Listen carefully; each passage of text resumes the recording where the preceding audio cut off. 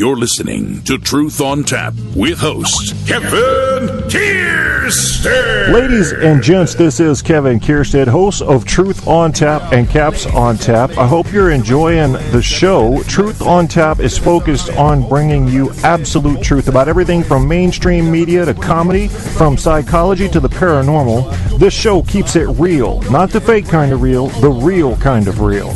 That same spirit also covers our Caps on Tap show about the Washington Capitals. Caps on Tap shows air only after Capitals wins at this time.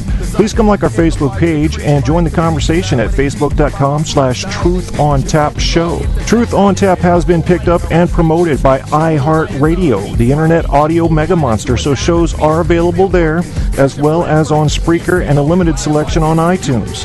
To get in on a show's chat, you can chat from the Facebook page I mentioned or go to www.spreaker.com/user/truth-on-tap and look for the live episode or call in at 910-NO-LYING. That's 910-665-9464. Thanks again for checking out Truth on Tap and Caps on Tap. You're listening to Truth on Tap with host Kevin Kierstead. Opening up the truth pipeline for these bitches.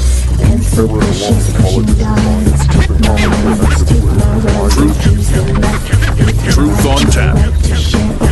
Truth. My right to say how I say it's mine to give. My right, my heart, it's mine to share. My songs, my art. Truth on Tap. Any right to use. Just the wish to use.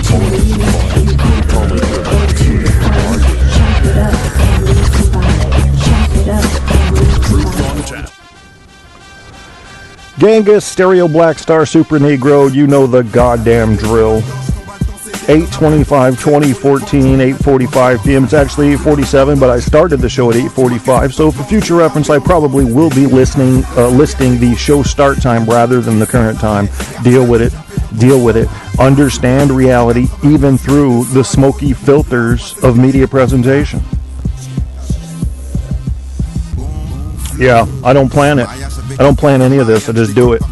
Is that good or bad? I've had people tell me, great radio show hosts like Crash Jesus, Kevin, you got to plan stuff. You got to plan. You got to have a schedule. You got to know what you're doing. You got to have your notes up. And he's right. If you really want to make it, you guys that are listening to have your own radio show, you got to prepare that shit if you want it to work. I can't look at this as a hobby once I start having to pour work into it. This is a rare exception, okay? Because, like, for example, when I write my fiction books, that takes work. It takes work, and it's still a hobby. But I do make money off of that. I haven't made 1 red cent off of this radio show, not one. So know that. Write that down in your date book. This is true. This is Truth on Tap. I told you. Truth comes in this bitch. You try to, oh no, here it comes. It's a tidal wave of truth. I hope you brought your goddamn boogie board. I saw a video today of a dude on a boogie board. It was one of those places where there's a very shallow inlet, so the waves rise really high and then kind of crash right on the sand. Oh my God. Homeboy got bitch smacked by a wave. He was at the peak of that bitch too. It took him right to the top and slammed him 12 feet down onto the sand. Shouldn't have been there, motherfucker. You knew the risk was there. You didn't come to the beach and look at the waves first and say to yourself, if I float to the top of one and come down, it's gonna hurt. Hell, it hurts hitting the water sometimes from the top of a wave. What do you think's hitting the sand's gonna feel like? You know, the greatest heavyweights in boxing history hit bags filled with sand? Yeah, think about that for a second. And you're going to go surf to the top of a wave and then take a fucking nosedive into the sand and think you'll be okay. You're not okay. Even if it was just your thinking that was the flaw, you're not okay. Darwin would be like, yep, there goes another. You got to give it to Darwin. He saw shit. He saw shit for what it was. Yeah, let me see what's coming up next in this. I don't want any surprises. Genghis, Black Star, Super Negro, going into its easing out session. 30 seconds left on this song. And you know what I'm going to do? I made a little commercial. This is to the minority males in America. I want you to survive, guys. So I've got a program for you. I figured it out.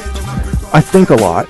A lot of times that thinking is useless. I'll admit there's no product of the thinking, but sometimes I come up with something useful, meaningful.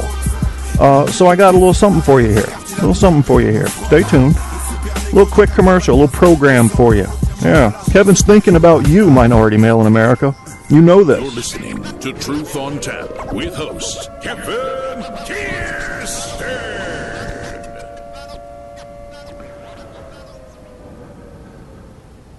Young minority males in America, are you worried about getting beaten or killed by cops? Let that worry be in your past with my new product called Put Your Hands Up. Yes, Whitey is in control, and you know you need to put these crackers in their place, but I've figured out a way to do it. The idea is an old one. Logic says that you can't fight if you're dead, so put your hands up. Put Your Hands Up will teach you to submit to those power-hungry cops and get over the bad habit of charging them, throwing bottles of urine at them, or worse, Molotov cocktails. And will put you on a path to buy stocks so that you get rich, you can hire and then belittle white employees. Put Your Hands Up will show you how not to mouth off the cops, how to earn respect in a civilized world by pulling your pants up, turning your music down, and turning those feelings of fuck the police into insider trading skills. Then you can literally own white people, and you will be in charge. Order today for free. The payment's $29.95, and I'll include a special booklet called "You Want Respect? Stay the fucking school, bitch." A special secret way to overcome those pale-skinned crackers and their evil ways. Order Put Your Hands Up today. You're listening to Truth on Tap with host Kevin Kierstead. Yeah, y'all like that. Put your hands up, bitches.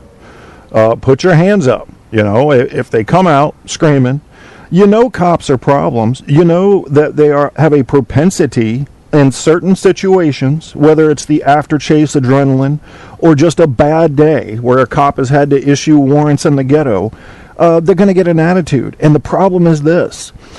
Everybody can get an attitude, but these guys carry badges and guns. That lets them act upon their attitude without consequence oftentimes. That's a problem. I agree. You know, there are good cops out there. There's a shitload of bad cops. And any bad cop, in my view, is a cop who does anything while on duty using his authority to gain personally at the expense of others. That's all. Even if it's just to show his balls. You know, how much balls do you have when you don't have that badge and gun? I'm curious. I'm very curious. Having said that, young minority males in America, you can't win by charging. You can't win throwing bottles of urine. The way you're going to win this battle is to win it by gaining worldwide support for your cause. How do you want that cause to be worded? Do you want it to be like the rapper when Talib came on and was with Don Lemon on CNN talking about Ferguson? He went off. No, that's not going to get it done. Oh, you can just be pissy. Well, the white man. The white man. No, that's not going to get it done because you know all white men aren't in on this thing. There's a select group of small-minded white males who tend to try to run everything in this country. That's a shame because this country is a melting pot. This country is the salad bowl. We need to see it as strong because of its diversity, and we don't. Not all of us. Not all of us. A lot of minorities saying we're not getting our fair shot. A lot in the majority saying we own this shit. Then there are those of us in the middle saying, look, let's keep it fair. You're an American citizen. You're an American citizen. I have very mixed views on various racial issues, especially as they apply to America. One, you got to follow the fucking rules when you come in. We've got rules now. There are people waiting in line from all over the world. You can't just walk across the border. Because if you can just walk across the border, then Al-Qaeda or ISIS or whoever else can just walk across the border. That's a problem for me. I have a problem with that, and I think any sovereign nation would have a problem with that. You don't just walk in. You don't just build tunnel. You don't just get a friend who knows a drug cartel and have them transport you in a goddamn submarine cargo tank. That should get you not only deported, but you need to spend some time in our prisons first so you know what your future is going to be like if you do it again. Yeah, I have a problem with that. But I want you to come in the legal way. I really do. I want people from all over the world of all races here in America. That's what makes us strong. But you don't just walk in. No, not while the dude in Denmark's going, I waited for the rules. I follow rules. I learned the citizenry test. Well, I'm speaking Yiddish and shit and fucking Norse and goddamn, I don't know, Russian and French. And these are people coming from all over the world. And you need to accept them. They did a What Would You Do? Look it up on YouTube. I love that show. I love the show. Even keep this in mind, though. On a show like What Would You Do? How do you know what they're editing out? Who's running the show? So let's say they go into a cafeteria and they're trying to expose racism, and every one of the people that they catch on hidden camera is racist. What if they don't air that show? Or what if they catch one that wasn't racist and just air that little study? How do you know? You don't. You don't. So keep a question in your head about everything. Even shows like What Would You Do with John Canyones. He came from somewhere else, didn't he? Even that could be unfair. Could be. I'm not saying it is. You don't need to subscribe to the conspiracy theory that everything's stacked against you and everything is smoke and mirrors. You know what? Reality's right there for you to uncover. It's going to take a little work. I'm trying to help you do that work on this show. I'm always trying to help you do that work. Always. Reality is not that ugly. Once you get to know it, you'll probably be like me and walk away from it sometimes. Live in your little fantasy world. But you got to know what's in it. You got to know what's there. Don't you want to know what reality is? Because most people don't. Most people take their favorite shows, their favorite sources of condensed information, and incorporate that directly into their belief system as reality. You can't do that. You don't know if I'm lying to you right now. You can't do that. You got to do a little of your own research. At least spot check your sources. If they're coming up with a 100% accuracy rate on what they're saying, you can start believing them without checking on them. You still got to spot check them. But if they're hitting, 6 out of 10 on the truth-false scale, you can't trust them. You got to check everything they say before you adopt it as your belief. Everything. Trust your sources and know why you trust them. Have a good reason to trust them. Fox News is not a good source of information. I'm sorry for you guys that are fans. It is a great source if you want to hate. They do sell hate there. They sell fear turned into hate. Where did our country go? That's the first thing I heard after Obama was elected. Our country is slipping away. What? It's like Chris Rock said, who the fuck has it? Because it sure ain't black people. Just because Obama got elected, whose country is this? What people have a problem with is that racism is natural. It is natural. There's a part of it that is natural. That color's not mine. I can't identify with them.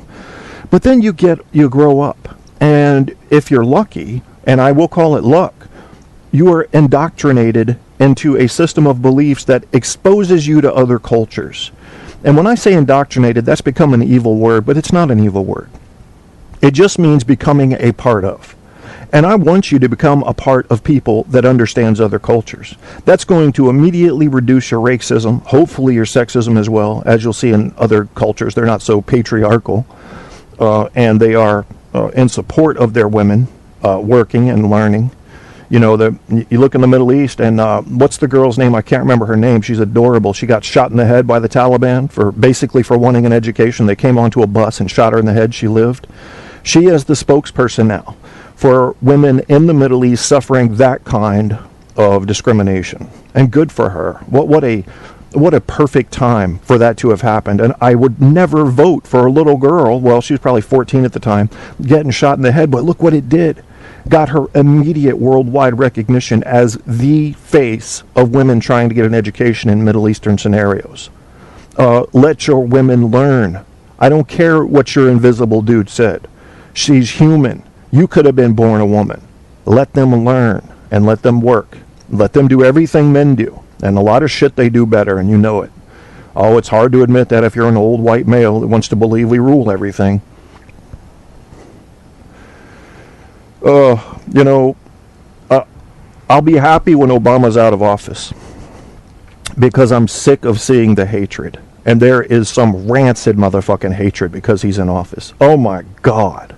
It's disgusting to me. You know, it really is. I was sitting there reading in the American Legion magazine the other night, and, I'm a member, which means I'm old, about all of the foreign-born war heroes of the past. And do you know that not one of those foreign-born war heroes, of which there were many, that they listed was not a black one? We have people that come here from countries in Africa. We have black people that come here from countries in Europe and fight in our military. Not one of them was black. So we still have a problem with black. I know we do. I smell it. You can smell. It's like a rancid fucking fart. I can smell it. I hate to use the same big word twice in the same show. So my apologies for rancid, which has now been said 3 times.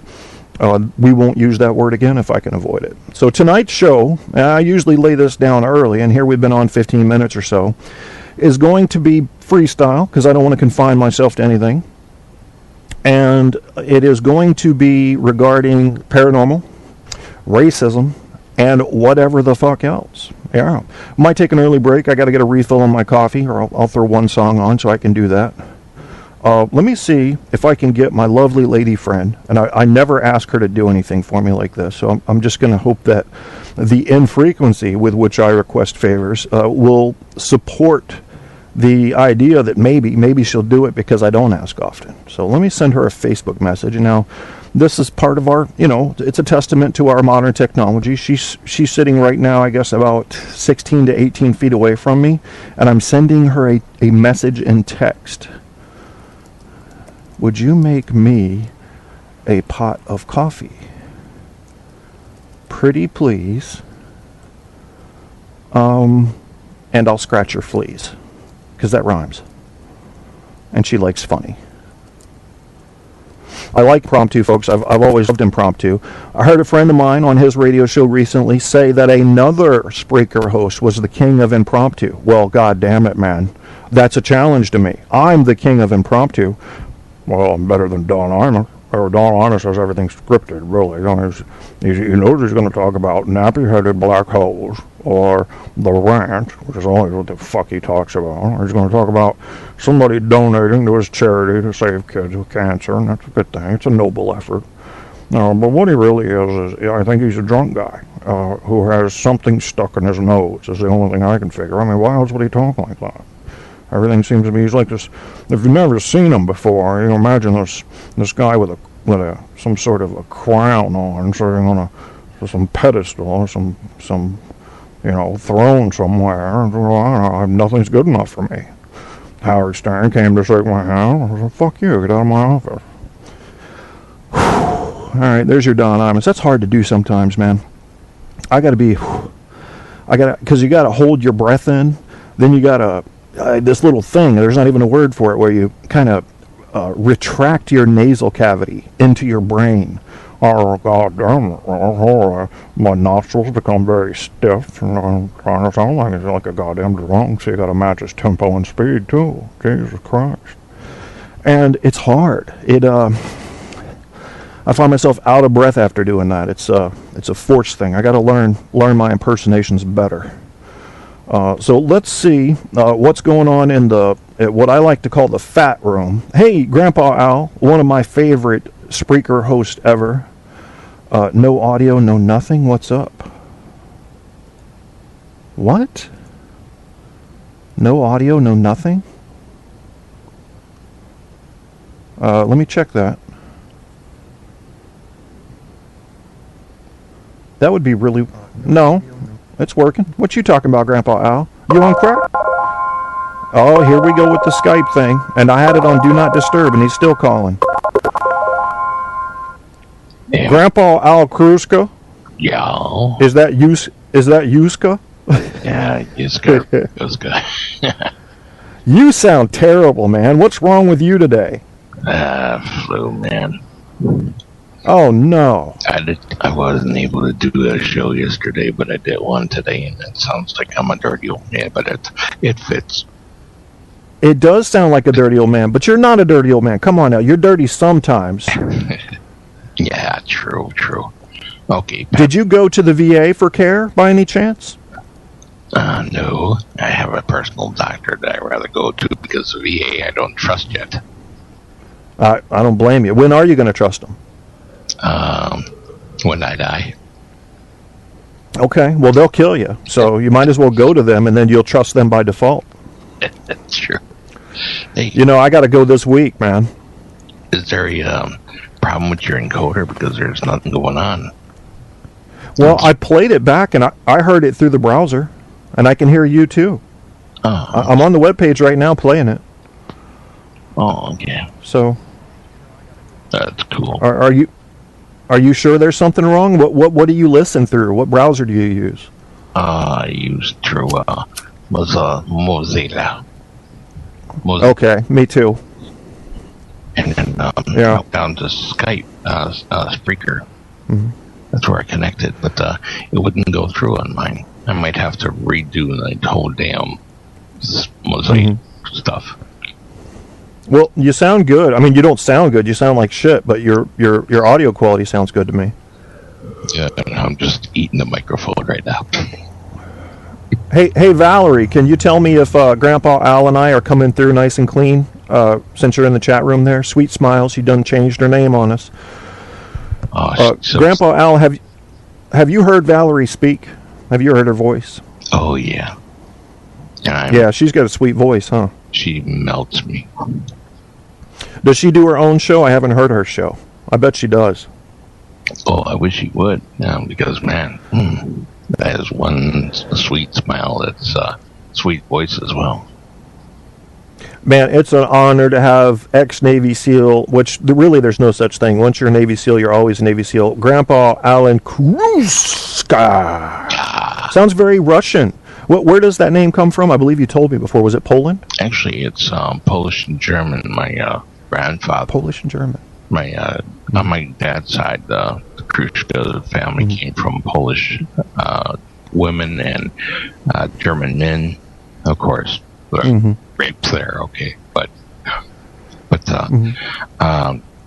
my father's side is actually German and Indian, Cherokee. Okay. I've got Cherokee in my history too. It's funny because on my dad's side we're Norwegian. He traced us back to the Norse Raiders, the Vikings, and there's a town over in Norway called Kierstead, which either we're named after or was named after us. But on Mom's side we're just English. So, which is weird though that the first Kierstead that came here was Dr. Hans Kierstead, and he came by way of Germany, but they also had the Norse roots. So I think, Vikings used to conquer all up and down the European coastline, and I'm sure they made their way inland to Germany and said, we'll conquer your asses too. They were a fighting group. Oh, yeah. Sort of like, not like Congress, unfortunately. They're a bunch of pansies. What do you think, man? Grandpa Al, I'm sorry you're sick. Tell us a little bit about your sickness, how you got sick, how you're feeling, and then let's hear what's been going on in your life for the past few weeks.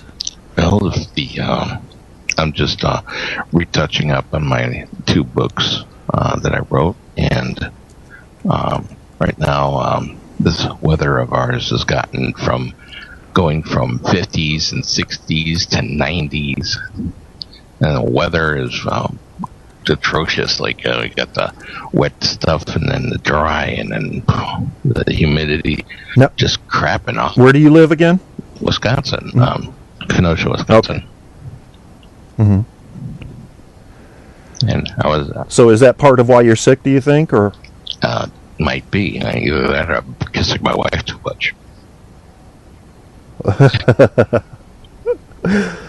Now, what do you think about the fallout that has come about because of this great debate that never happened? You got any ideas on that? Everybody wants you to be the moderator next time because you're the only one mature enough to handle getting poked in the chest without snapping.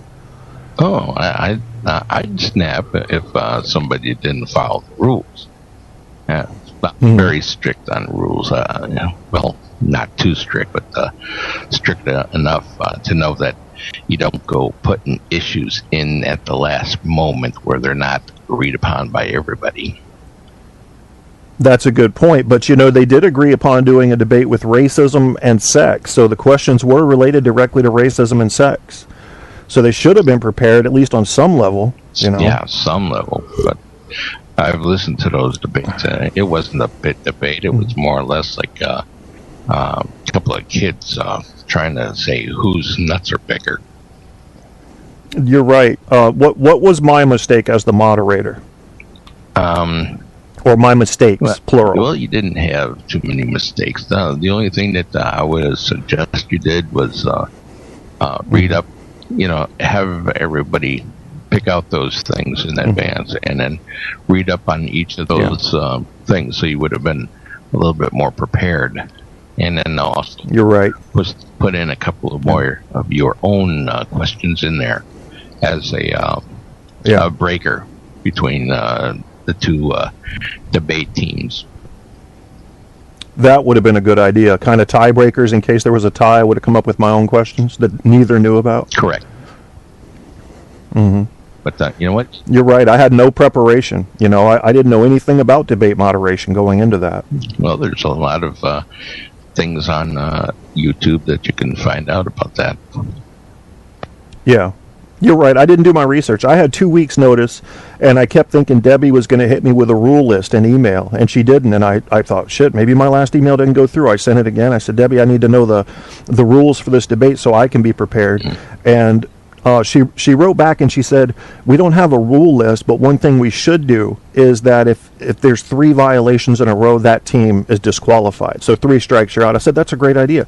But once again, I didn't have rules. So there we were at the beginning of the debate trying to establish the rules, and the only ones I knew were no personal attacks, which she had warned me of beforehand. We need to keep the personal attacks down. And both sides attacked each other personally. Yeah.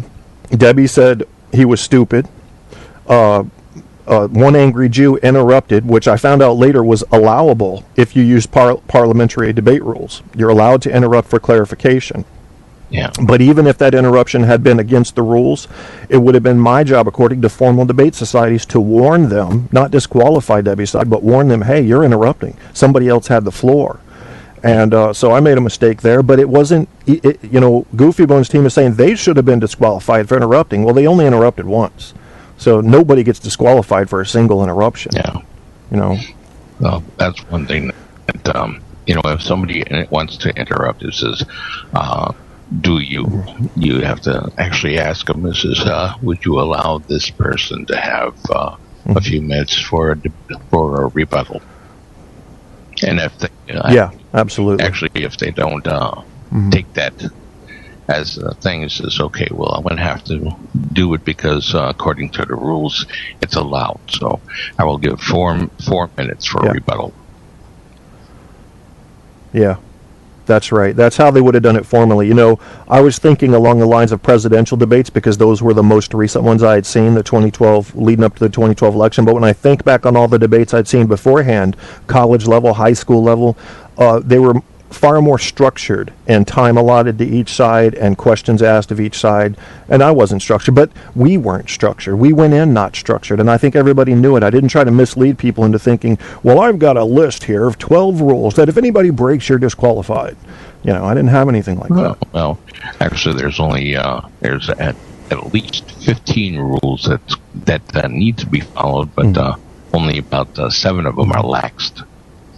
So you have a little bit. Yeah. Well, see, that's why we need you to be the moderator for our big debate. Yeah. Well, properly, just give me the details whenever, and I'll do whatever I can. And this time, I'll guard a little bit so I don't get so raspy. Speaking of that, I don't know how long your voice is going to last. Do you happen to have any ghost stories, Grandpa Al? Because we are talking about paranormal on this show as well. Good.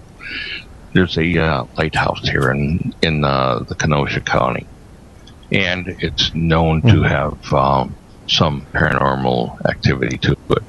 Like the light would be out sometimes at night. It would go just dark, dim, and you can see a figurine lighting up the thing up there. Nobody's supposed to be up there, especially at night. Not even maintenance. But you could see somebody white, sort of like a white vapor, just crossing over through the lighthouse at night. And I tried to get a couple of pictures of it, but I don't have a decent digital camera to do it. But there's been a lot of ghost stories around here. One of my personal ghost stories is right here in the house that I'm at. I've been in the basement. Doing some work. My son has his Lego collection down there. It's like a Lego city all over the place. And every once in a while, you feel this cold draft. Nothing's going on. No ice, no air conditioning, no nothing. And you can hear sort of like tapping on the pipes and whatnot. And then we start asking questions, like we did. Are you male or female? If you're male, tap once. Female, tap twice. And the light would flicker twice. Now, what kind of light were you using? It's a regular light. We just had a fluorescent light. And it was on full, but it would flicker at our questions. Like, did you die in the house or away from the house? We found out the female died inside the house. And she died falling down the stairs. And then one time, I was going down there, the light kind of like shut itself off while I was halfway down the stairs, and asked her to put it back on. About 2 minutes later, it came back on. It says, I said, thank you. It says, can you say you're welcome with the one flash? And she did. Oh, wow.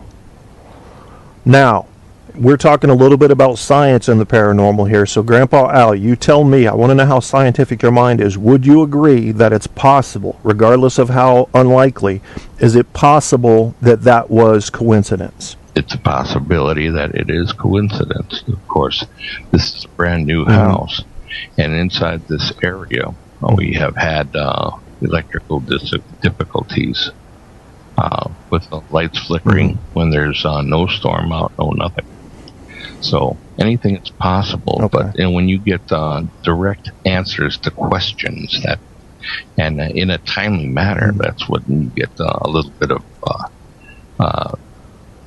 hearsay. You know, you can hear it in your head that okay, this person is answering me, or I have to check out the electricity, see what's going on around the town or something like that. Anything is possible. Yeah, exactly. Yeah.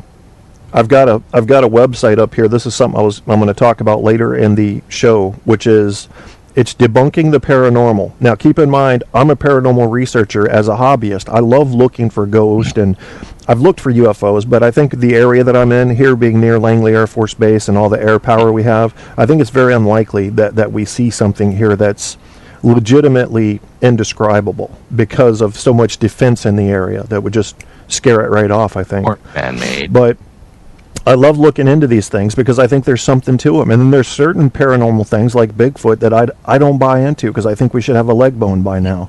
But that's just me. Now, with the ghost thing, another way you can test for answers, this is not a scientific thing by any measure, and we're going to talk about the science of the paranormal later, but you can get a twist on light. You've probably seen that in some of these ghost hunting shows. The lights you turn, like mag lights, where you twist them to turn them on.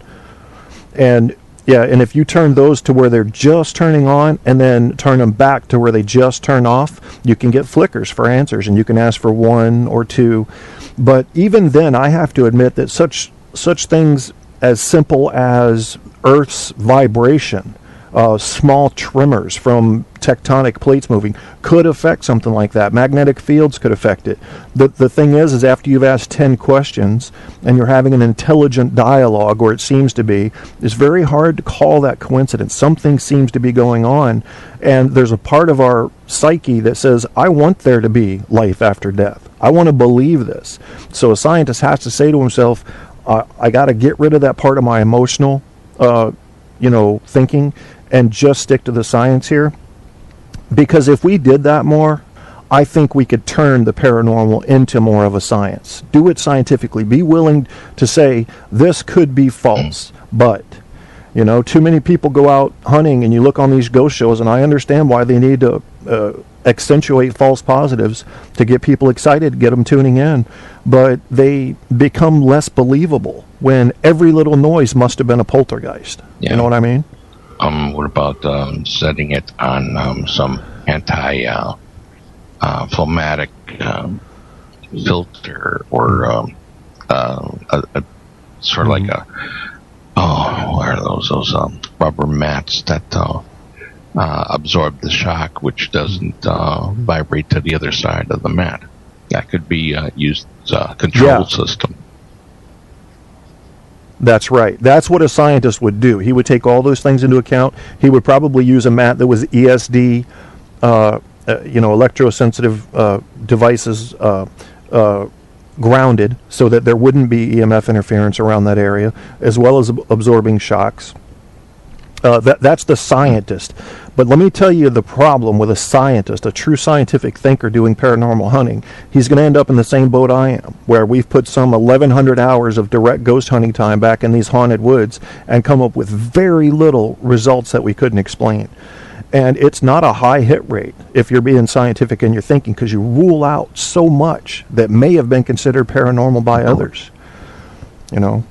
Last night we're hunting back there, and 2 carloads of teenagers come through, and they drive down the road toward the intersection. We were down in a place called Old Cow Hole, which is one of the more haunted parts of Old House Woods, in my opinion. We get a lot of EVPs and strange disturbances, lights down there. And these kids get out of their car up near the intersection about a quarter mile away, and they're yelling and screaming and hooting and hollering, and we can't trust anything we hear at that point, because, we're well trained in the nature of that environment. We've figured out what every animal sounds like, and it's taken a couple years to do it. And so now we can rule out a bunch of stuff, but when you've got other people back there contaminating, if you will, your research area with noises, you can't trust anything. The whole night was a waste. But at least we had good talk, good conversation. Have you ever tried to... And part of our conversation was debunking, Have you ever tried to take the flashlight that you mentioned and put it into a plastic container along with airborne, sticking it with the wires and hoping that none of the vibrations go through there, and see if it does it that way? Because according to some of the research that I've done, is that an electromagnetic, an ectoplasmic, is what the Ghostbusters would say. But anything that could vibrate through something, especially if it's suspended and that's also been isolated, and then yet that the same result is happening. Would that be considered to be an electronic or electrostatic detection, or would that be a spiritual vibration? Yeah, that's a good question. Or something else that we hadn't even considered. This is waves.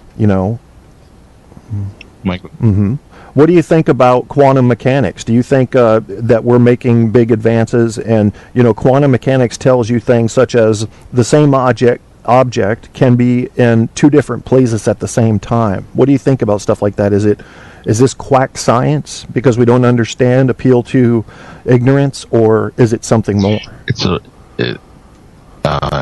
all depends on personal preferences. To me, it would be anything is possible, as long as it can be proven. As they say, seeing is believing, but sometimes believing is something that you don't see, and still could be presented as evidence in any type of scientific factualities. Yeah. Looking in the chat room here, Andrew is not afraid of ghosts, but he wants a cute female succubus. For those of you that don't know, the succubus is the female ghost that rapes you. Now, I don't know how you rape the willing, but that's just semantics when it comes to the succubus. And then you have the incubus, who is the male ghost who's going to rape you. And there was I'm going to say confirmed with a very mild overtone of scientific inquiry and not believing here. They confirmed, I'm using air quotes, that this lady in Texas was raped multiple times by a ghost, by some entity. Now, how you confirm that without a camera that shows very explicit things happening. I don't know. But a lot of times when you have groups of reporters go out to an area where they're going, there's nothing going to be here, something happens. And it makes me wonder, this is the power of suggestion. These groups of reporters, they're telling ghost stories on the way to the site. They're going to see anything as paranormal, So, you know? Yeah. So we have to worry about the scientific mind becoming, what would you say, the power of suggestion warping it a little, you know? It's a lot of delusion out there. So that's right, and a lot of wanting to believe, which leads to a lot of false positives, and that's part of what's hurting paranormal research. You remember, Grandpa Al, there used to be, every major university had a parapsychology and paranormal research department, and they all started closing down in the 70s and 80s. Because you know, so I don't know what happened. It's the ridicule factor, I guess. Belief system, and everybody says that you're supposed to believe in what the Bible says is true, and about the spirituals and entities that you're not supposed to pay attention to. But the problem is, if you don't, sometimes those entities could save your life. Yeah. Yeah, I think that's important to recognize. What I don't like is the hardcore skeptic who just says, if you can't prove it in my laboratory, it doesn't exist. You know, well, you know, even the scientist, even the most wise scientist among us, should be willing to say, there's a lot of shit I don't know. And why would I rule out the chance that some spirit was visiting from the afterlife if I have no strong evidence against it? I realize there may not be strong evidence for it, you know, these occasional cases that are never repeatable in controlled conditions. I think it's a little bit weak to say, if you can't repeat it, and repeatability is one of the biggest things in science, if anything's going to be proven, it should be repeatable in the laboratory environment. You can't do that with evasive things such as a spirit, if that's in fact real. I don't know if spirits are real. I've never said that I know that they're real. But I do know that everything people are reporting isn't environmental or imaginary. Something's going on that we don't understand. Yeah. You know, that part. How is... No, Go ahead, Grandpa. Go for it. I was just going to say, how is it that so many people report the same things in a group when they haven't talked with each other about what they saw? And they've done this kind of research to say, what'd you see? What phenomena did you see? Well, I saw a lady standing there. She had long black hair. Her eyes were glowing a little bit, and she was missing her left arm. That's very specific. So when you start thinking about group hallucination, that's an awful specific way to hallucinate. Well, unfortunately, that's something that it's some of these investigations they have been they went through the process of finding out what other people have seen and this and that and everything else, and then they expect to see that to some point. Yeah. Now, if they had a controlled group where nobody knows anything, nobody's heard anything, nobody's been told anything, they go in one at a time and they say, don't say anything until just put it down on a piece of paper or record it someplace out of the way where nobody else can hear you, and then we'll compare notes. That's a controlled system. Would probably tell you, and if somebody says, I seen this and this and this, and then another person says the same thing, that would be more of an evidence factor that some will be seeing it, some won't. It all depends on how much they want to use their imagination or how much they want to have something there. Right. That, you know, the one case I was with Kim when we saw an entity. I'm going to call it an entity because I don't know what it was, on 2 occasions. And there's a legend back in Old House Woods where we like to go ghost hunting in Diggs, Virginia, of a lady called the Storm Lady, and she tends to show up when there's going to be gale force winds, and she warns of the gale. And it has there's a legend too. They always put a legend with it. It could be true or not, but it's something about she lost a brother or husband at sea. So that's her eternal mission, is to warn of gales. So Kim and I are sitting on the beach one night ghost hunting, and we hadn't had much luck. We had some strange EVPs, but nothing else. And there was some lightning in the sky, little bits of it in these individual clouds, not striking down, and there was only a little bit of rain on and off. And there we see this lady standing. And I said to Kim, and and I was looking over her shoulder to see it, so she was not looking in that direction. I said, Kim, could you tell me what that is? And she looks over there and goes, oh, that's the storm lady. So there we were, both sitting there, and there was a person that looked like nothing special, no glowing apparition. It was just looked like a lady who was in an off-white dress standing in the dark. You could see her outline perfectly, but she wasn't moving at all. And I thought, that's not scary. It had the same effect on me as if you had put a cardboard cutout there. And what I don't understand is I'm not afraid of much. So the normal me would have walked up to that thing, tried to touch it, and tried to record it, but I didn't. We just kept talking. We were talking about time travel and shit. And I said, Kim, look over there. She's still there. She was standing there still 15 minutes later, hadn't moved. And I said, Storm Lady, that's kind of creepy. Why don't you come introduce yourself? But I didn't walk up to her. And here I am thinking we've got two witnesses, both describing the same thing. That could be maybe not a ghost. Maybe we're seeing some type of illusion that the moonlight created, reflecting off of the base of a tree or something. Who knows? But what the average ghost hunter, which I don't like to call us, we're observers of potentially paranormal activity. That's what I like to call us.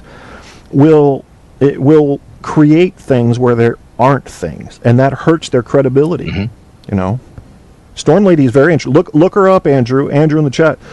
Take a look at the Storm Lady in Old House Woods, and you'll find it. She's in the books. I mean, you could get books. They're in the library, in most libraries. The Ghost of Virginia, and then there's another one called The Ghost, I think, of Tidewater, written by a different author. And they talk about this story because so many people have reported it. The most popular report about Old House Woods came from a Boston Globe reporter back in the 50s or 60s who said, okay, I keep hearing about Old House Woods. I'm going to go check it out.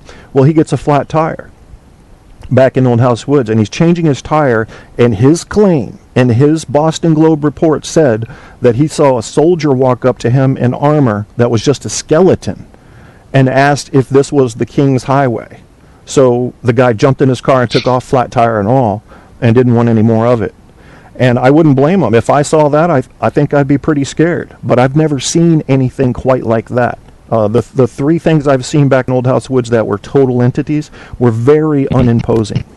They either just stood there, or they acted like they didn't see us and they're just doing their business. You know. Do you believe in life after death, Grandpa Al? For sure.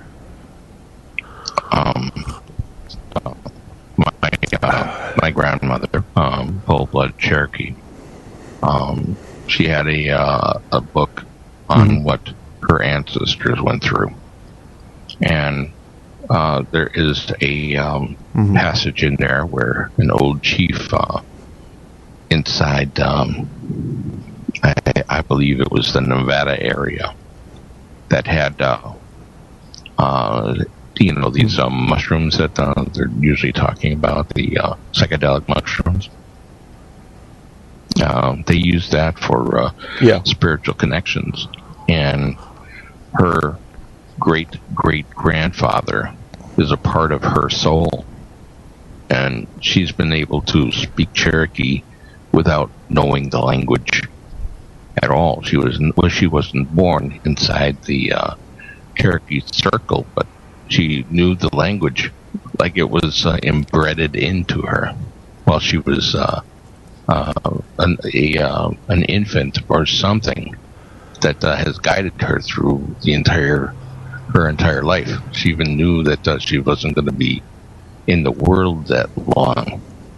She died about 2 years after I was born, and I was given her journal, and I was reading it for a while, and then I felt her talking to me in Cherokee, and I swear I never ever learned the language, but I understand her perfectly. And this was in a light dream, because I do meditation, and I got some crazy spirit guides. Trust me, they're the ones who inspire me to do shit.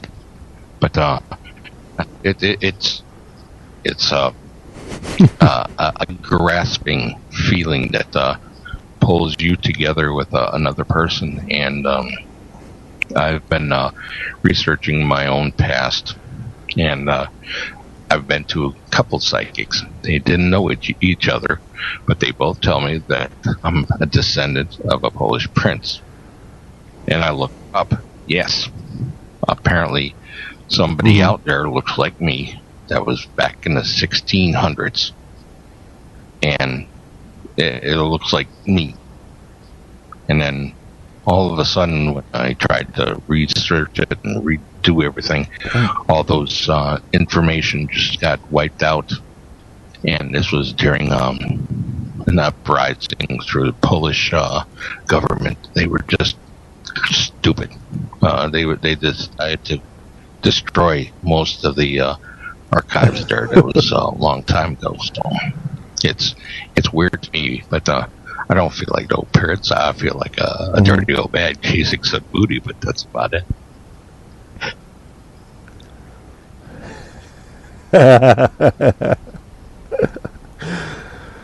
You're listening to Truth on Tap. The host, Kevin Kierstead, your special guest co-host tonight, Grandpa Al Kruska. Grandpa Al, what's been on your mind lately? Are politics bothering you? What people are bothering you? Well, what do you think needs more attention and is not getting? Into this country illegally, get them out, and then process them the right way to come in.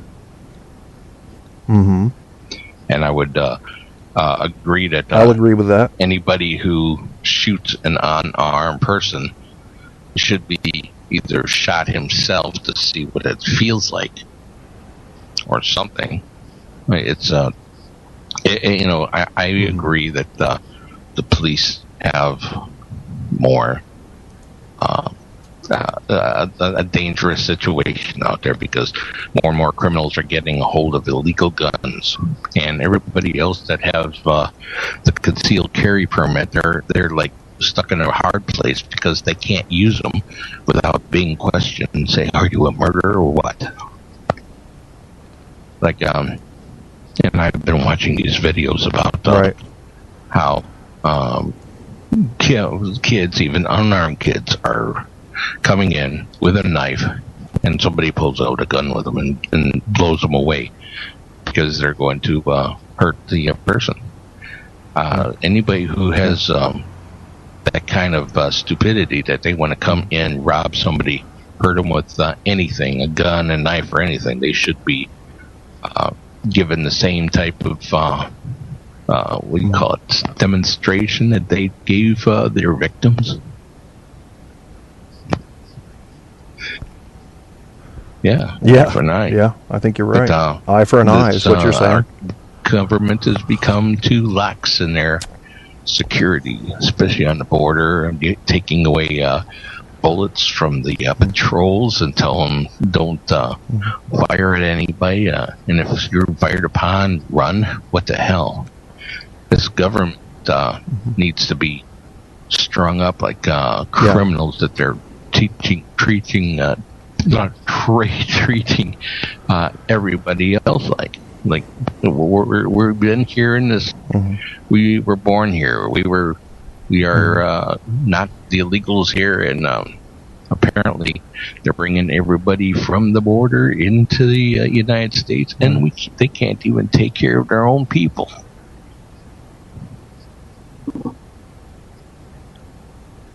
Yep. Andrew's asking a question in the chat room. What do you know about waking up and being held down like you have to use all your power to break it, mental or what? I'm curious to hear what you have to say about this, Grandpa Al. I've had this happen to me once, and they call it sleep paralysis. And to get a little deeper into it, from what I remember from college, there's something called the spinal gate theory, which is where when you go into certain levels, there's 4 levels of sleep and then REM. You have stage 1, 2, 3, and 4, and then REM. Once you get past, I think, stage 3, this gate turns off so that you don't go running out the window if you have a funny dream. And so when you wake up, if you wake up suddenly, sometimes the gate is not back on, and you can't control your body. It feels numb. And it happened to me once, and I remember the very specific characteristic of this particular occurrence is that you feel like there's something evil in the room. And I did feel like that. I thought there must be a witch or something in the room. And in fact, in some of the European countries, they call it old hag syndrome, because people would wake up and say there was someone sitting on their chest and they couldn't breathe or couldn't move. Yeah, but to me, have you had that happen to you, Grandpa? Sort of like a translucent dream, and it's also telling our bodies that don't move, because most people in that stage of mind, they usually start sleepwalking and damage themselves even worse. Inside us, we have a if we are like self-preservationists, our minds and our subconscious will hold us down so we don't go anywhere, so we don't hurt ourselves as sleepwalkers, because even in REM sleep, you can have all these dreams and then suddenly come out of it and you're no longer in REM sleep, but you're still dreaming. And it feels like something's there just holding you down. But it's sometimes you feel evil because you can't move. It's actually yourself holding you down so you can't hurt yourself getting up. If you get up too fast, have you ever wrenched your back? Yeah. Oh, absolutely. My back is a mess, but I do that all the time, getting up too fast. When you're doing this self-preservation type, sorry about my throat. In the self-preservation, you have to keep that in your mind. It's just, I got to protect myself. That goes with you no matter what kind of sleep mode you're in. And like when you just suddenly wake up and you feel like you can't move, is because you're being protected so you don't get up too fast and fall over. Because most of the time, a lot of people will just get up, stand straight up, and then they get dizzy and fall right down. And some people hurt themselves even worse that way. That's my opinion on it, because absolutely. I don't get scared too often, but I do get concerned, because I've always looked at things as okay, if it's not gonna hurt, if it's not here to kill me, it would have done it already.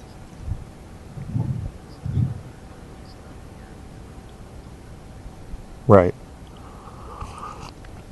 That's what some people think about aliens, since we're on the paranormal topic. If they wanted to kill us and they're that advanced, wouldn't they have just done it?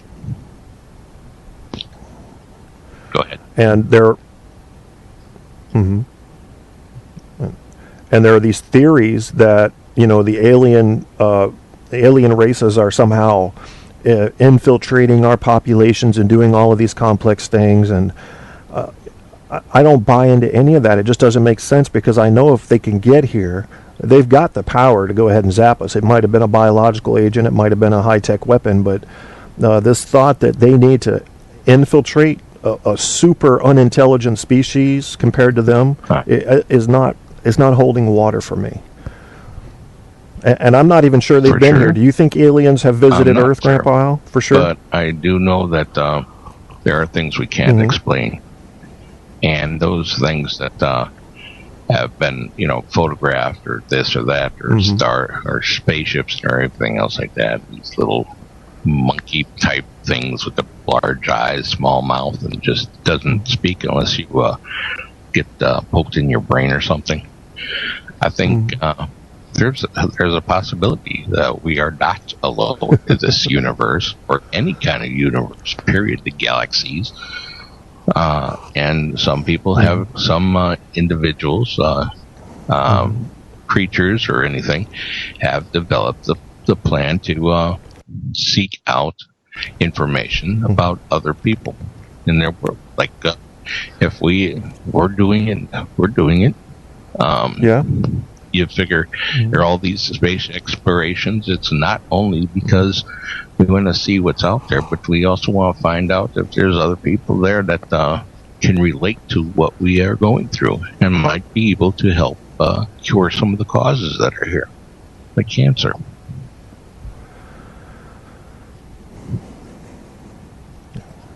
Yeah.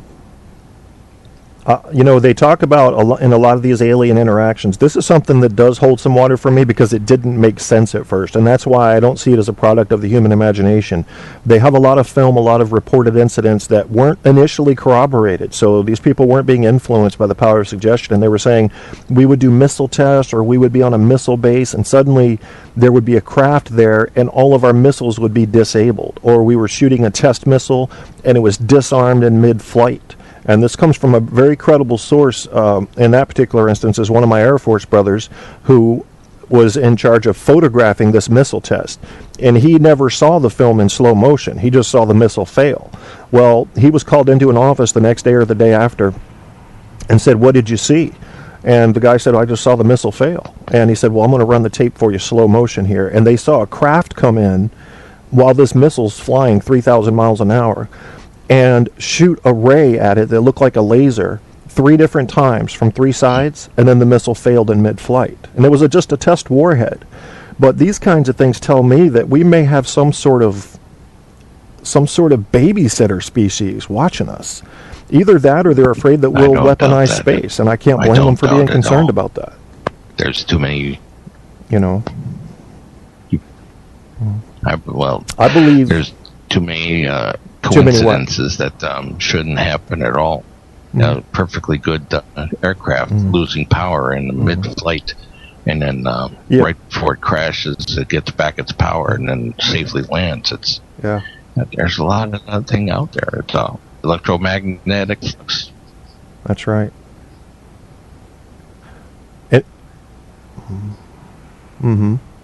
They had something like that happen on several of the moon missions. I can't remember what they call them. I think they call them something like moon crows or moon something. And these craft would be just getting ready to do something, and they would start failing. And this thing would show up, this little light in the picture, and all of a sudden the electrical systems would kick back on. And the question was, is this some sort of other species interrupting the electronics of the device, or actually fixing the electronics when they fail? And in either case, there's an intelligent interaction there if their theories are correct. And I believe, based strictly on the numbers, that there must be other life in the universe. The chances of there not being other life are ridiculously small when you consider the elements that can make up life. Extraordinary species that I ever been able to personally interact with is my wife.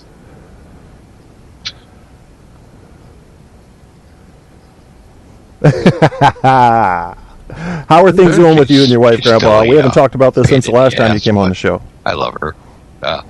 Sort of, kind of, maybe, but I have to ask my girlfriend for permission to do her. So. Of course, our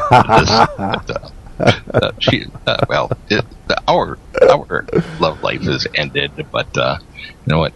I still appreciate for what you've gone through, especially in the family with the 5 kids.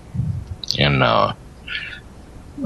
you have to love somebody unconditionally in order to sit around here and tolerate their insubordinations day after day without going nuts or being another, what do you call it, helter-skelter kind of guy.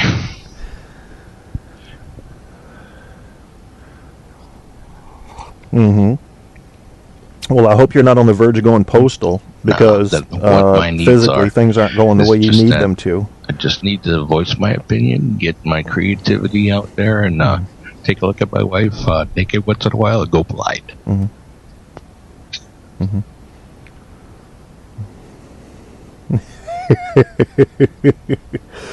You guys have been listening to Truth on Tap, the host Kevin Kierstead, Grandpa Al Kruska, the special surprise guest co-host tonight.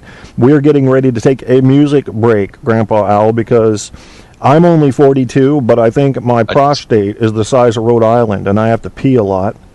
So I have to run a music thing here. And are you going to join us in the second half of the show? Probably stick it out the window and see who I can hit. Okay.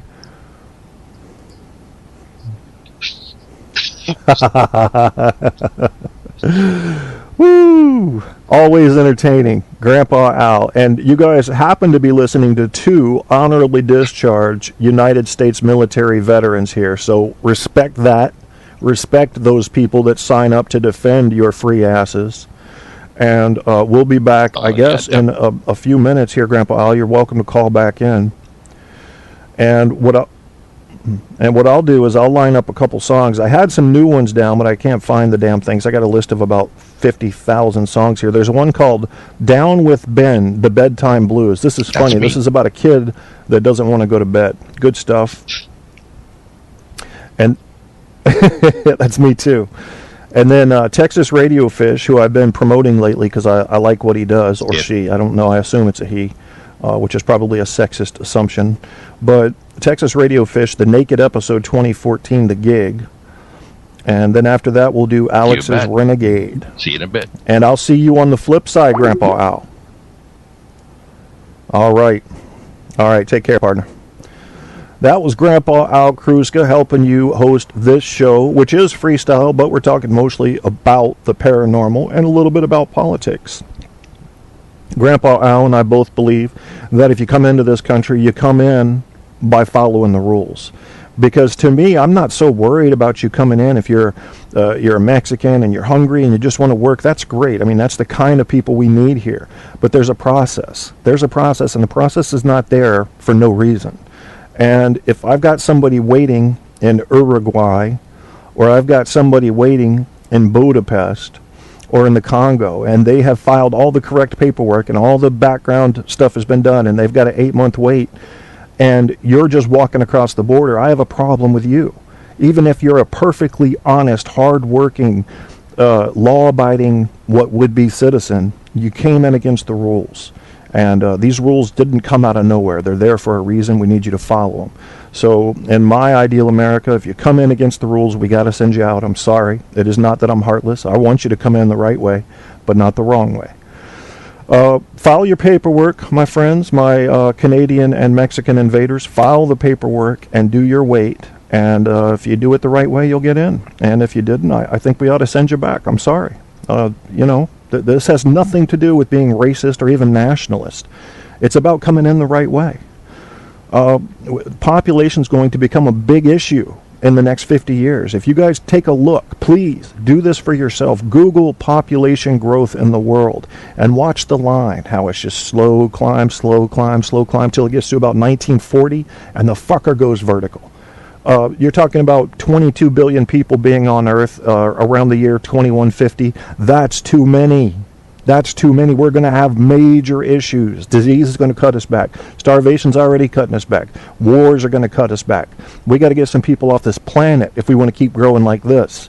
And you guys know I'm a fan of that. You're listening to Truth on Tap with host Kevin Kierstead.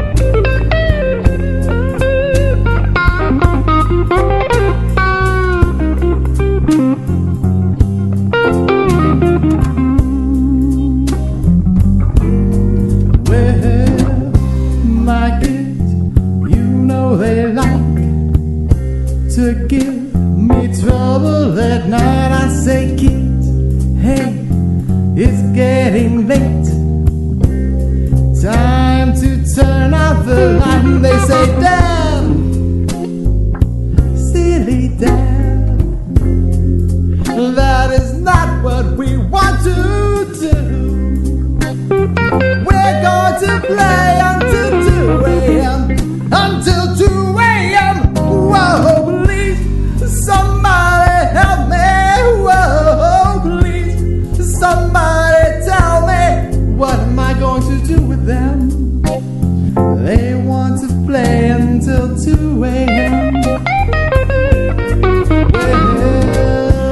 say, kids, tell you what, I am willing to make you a deal. If you go to bed now, then tomorrow you can watch TV for an hour. How do you feel about that? And they say, Dad, silly Dad, what do you take us for?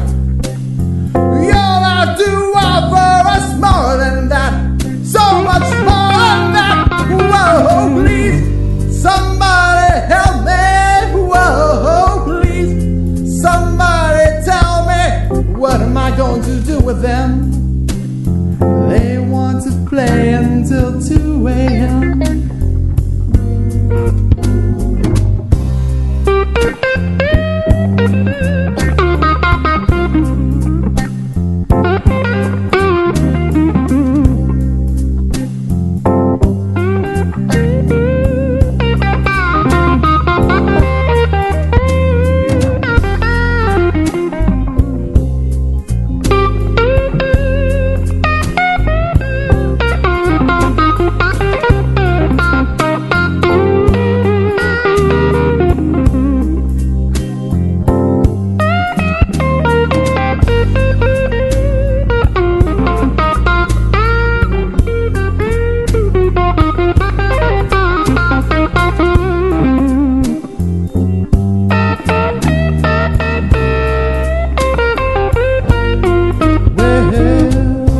Say, kids, listen up. This is how it's going to go down. You have to the count of 10 to get your behinds in a bed before I take away your video games. I ain't playing around. And they say, Dad, please no, Dad, take away anything but that. We promise to be good, not bad. Won't you please give us one more chance? I say, alright, good night, turn the light out. I don't want to hear any more mugging about.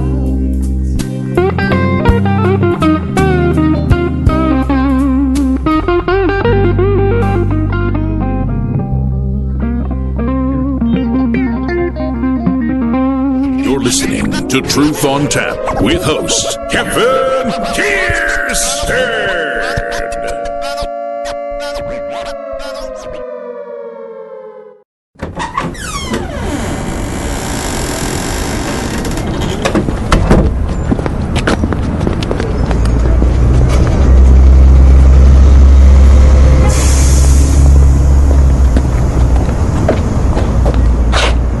You're telling me you woke up early every day this week, went to work, stressed out, just so you could come here? It was a great show, great evening. Everyone had a great time. The great thing about the show was that there was more people actually in the audience than on stage, and that was really a thrilling moment. I think there was about at least 6 more people in the audience on stage.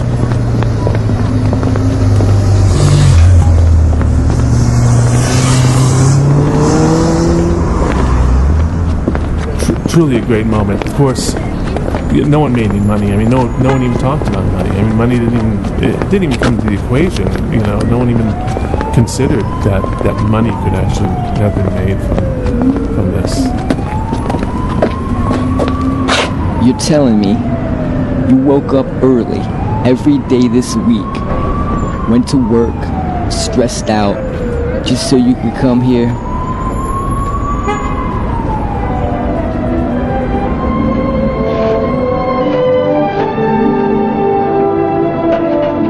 There are 8 million stories in the naked city.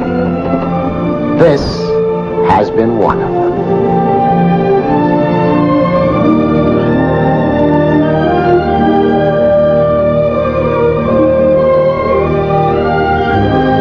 You're listening to CC Mixter Radio, and yes, I'm wearing pants. You're listening to Truth on Tap with host Kevin Kierstead.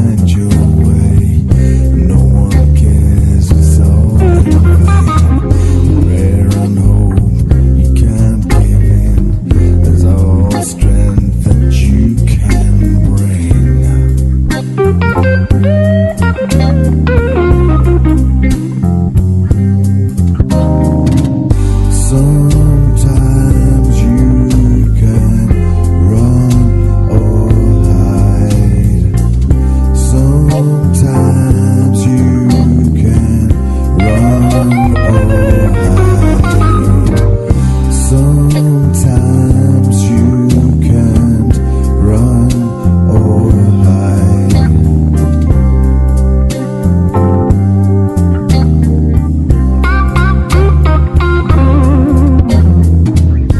Look beside your feet on ground. A wind through trees makes beautiful sound. The sea just wants to touch your skin. The sun plays shadows everywhere you can. You can touch, taste, hear, and smell. It's so beautiful you can't tell. Listen to the music, it'll never stop. And then you reach the end, and it's just the start.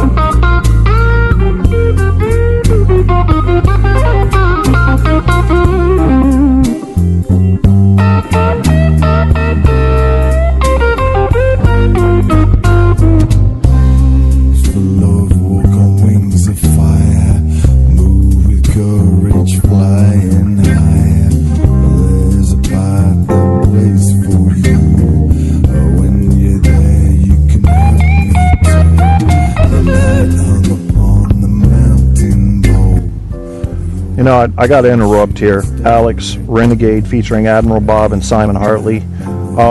You sound terrible. You vaguely remind me of a Leonard Cohen song, but I could do better than this in the shower. So this is something I rarely ever do, especially with these free CC Mixter songs that I like to play. Yeah, but sometimes you need to run and hide if you sing like you do. Run, my friend, and do hide. Listen to this. Sometimes you can. Oh, you sound terrible. Please, if this was a joke, I get it. But if you think that it sounds good, you need to listen to my reality series. Oh, poor guy. So sorry. I put y'all through that. I won't do that. I'm deleting that song. You're listening to Truth That was on wrong. Tap with host Kevin Kierstead. Yeah, I got to delete that song. I can't do that to anybody anymore. Yeah, so Truth on Tap's show, Kevin Kierstead as the host. Grandpa Al Kruska called in and helped us the first half of the show, and he may call in again in the second half. But what we need to talk about right this second is a little bit of science. And it's not going to be the boring kind of science. It's going to be the kind you need to apply to your paranormal research if you want to be taken seriously. Okay? I'm looking at a site right now, which I'm going to share with you. And it's called biologycorner.com/worksheets/paranormal.html. I'll post a link on the Facebook page in the comments section for the announcement of the show you're listening to now. The Facebook page is facebook.com/truthontapshow. Facebook.com/truthontapshow. And you'll see when I do my shows and there's a live announcement for the show, I put in comments the links to applicable sites that I'm reading from and things of that nature. So what we're going to do, and this site that I just was talking to you about, I'm not going to read the whole thing. It's called Debunking the Paranormal. And I have a problem when people come in not believing anything that could be categorized as paranormal. So listen to this. This is the introduction. Do you believe in ghosts, Bigfoot, alien abductions? If you said yes to any of these, you're not alone. Many people hold beliefs about the existence of paranormal phenomena. However, many of these things cannot and have not been supported by scientific evidence. Though many people, even well-respected people, claim that science can prove the existence of the phenomena, many of their arguments fall flat. See, hear the way they're using this word many. What do you mean many? Do you mean 61%? Do you mean 92%? Very vague in their many, and I like to see some numbers on what falls flat. Many of their arguments fall flat in the face of critical thinking. That is true. Critical thinking, you know, I'm always teaching you guys about it on this show. If you use it, you can debunk a lot of the paranormal stuff, but there's still that percentage there that scientists like to turn their nose up at and say, well, there must be some other explanation. It certainly isn't ghosts from the afterlife. Well, there can't be aliens. That's just not possible. They'd never get here. You know, what a narrow-minded view. Open up your mind a little bit and understand, look how little we knew 500 years ago. Look how little we knew 1,000 years. What do you think it's going to look like in 5,000 years from now if humans survive? What about 5 million years from now?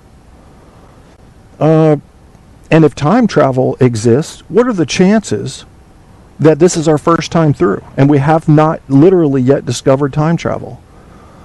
The chances of you existing in this moment right now for the first time are remarkably slim, because the chances are that somebody is passing through this moment in time somehow, accidentally or otherwise, and reanimating your life for a period of time. This is how I'm almost sure people will have eternal life. This is how you experience feelings like deja vu. Every time somebody passes into or through your time, perhaps you relive that moment and there's some residual there. I don't know. But it's true, scientists. I can't prove hardly any of this stuff. But there's some evidence to suggest something is going on. Why would you ignore that, scientist? Why are you ignoring that? While certainly there's nothing wrong in believing in these things, yeah, right, that's not what you're saying. It's important to distinguish what science is and how it's used to discover patterns and knowledge in the world around us. Science is based on natural and predictable phenomena that can be tested. Beware of claims made by pseudoscientists. Watch this video on evidence of Yeti. What do you think? Well, yeah, it's a silly video. I'm not going to share that with you. I already shared this page. You can look at all the links.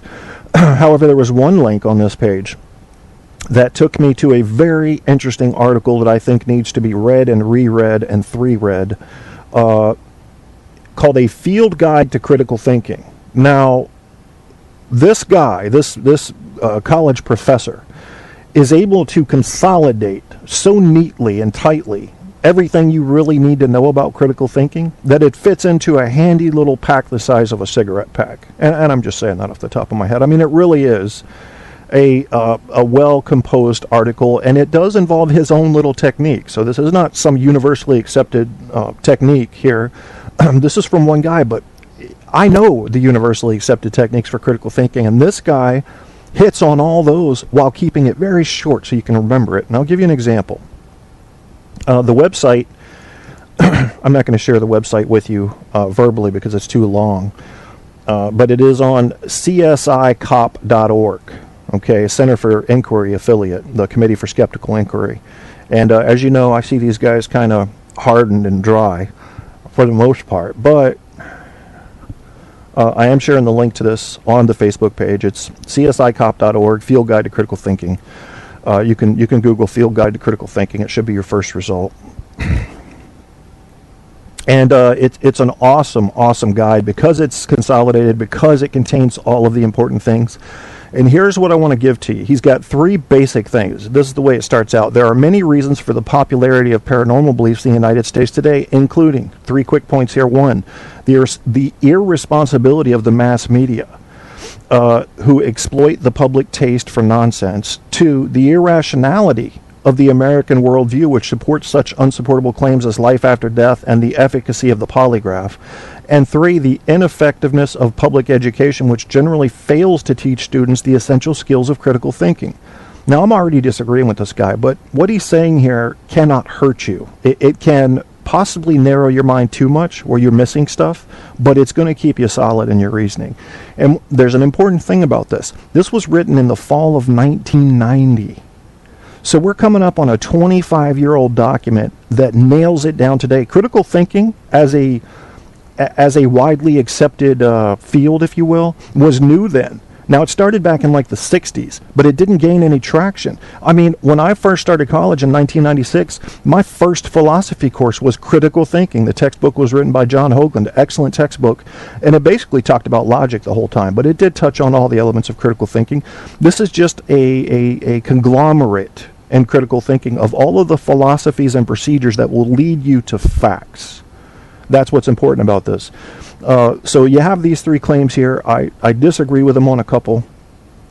For example, the polygraph. Well, the polygraph measures 4 vital biological functions that tend to be consistent with, when they are off in the wrong way, somebody telling an untruth. Maybe it's not as scientific as it could be, but it's pretty fucking scientific. It measures galvanic skin response, which is sweat. It measures blood pressure.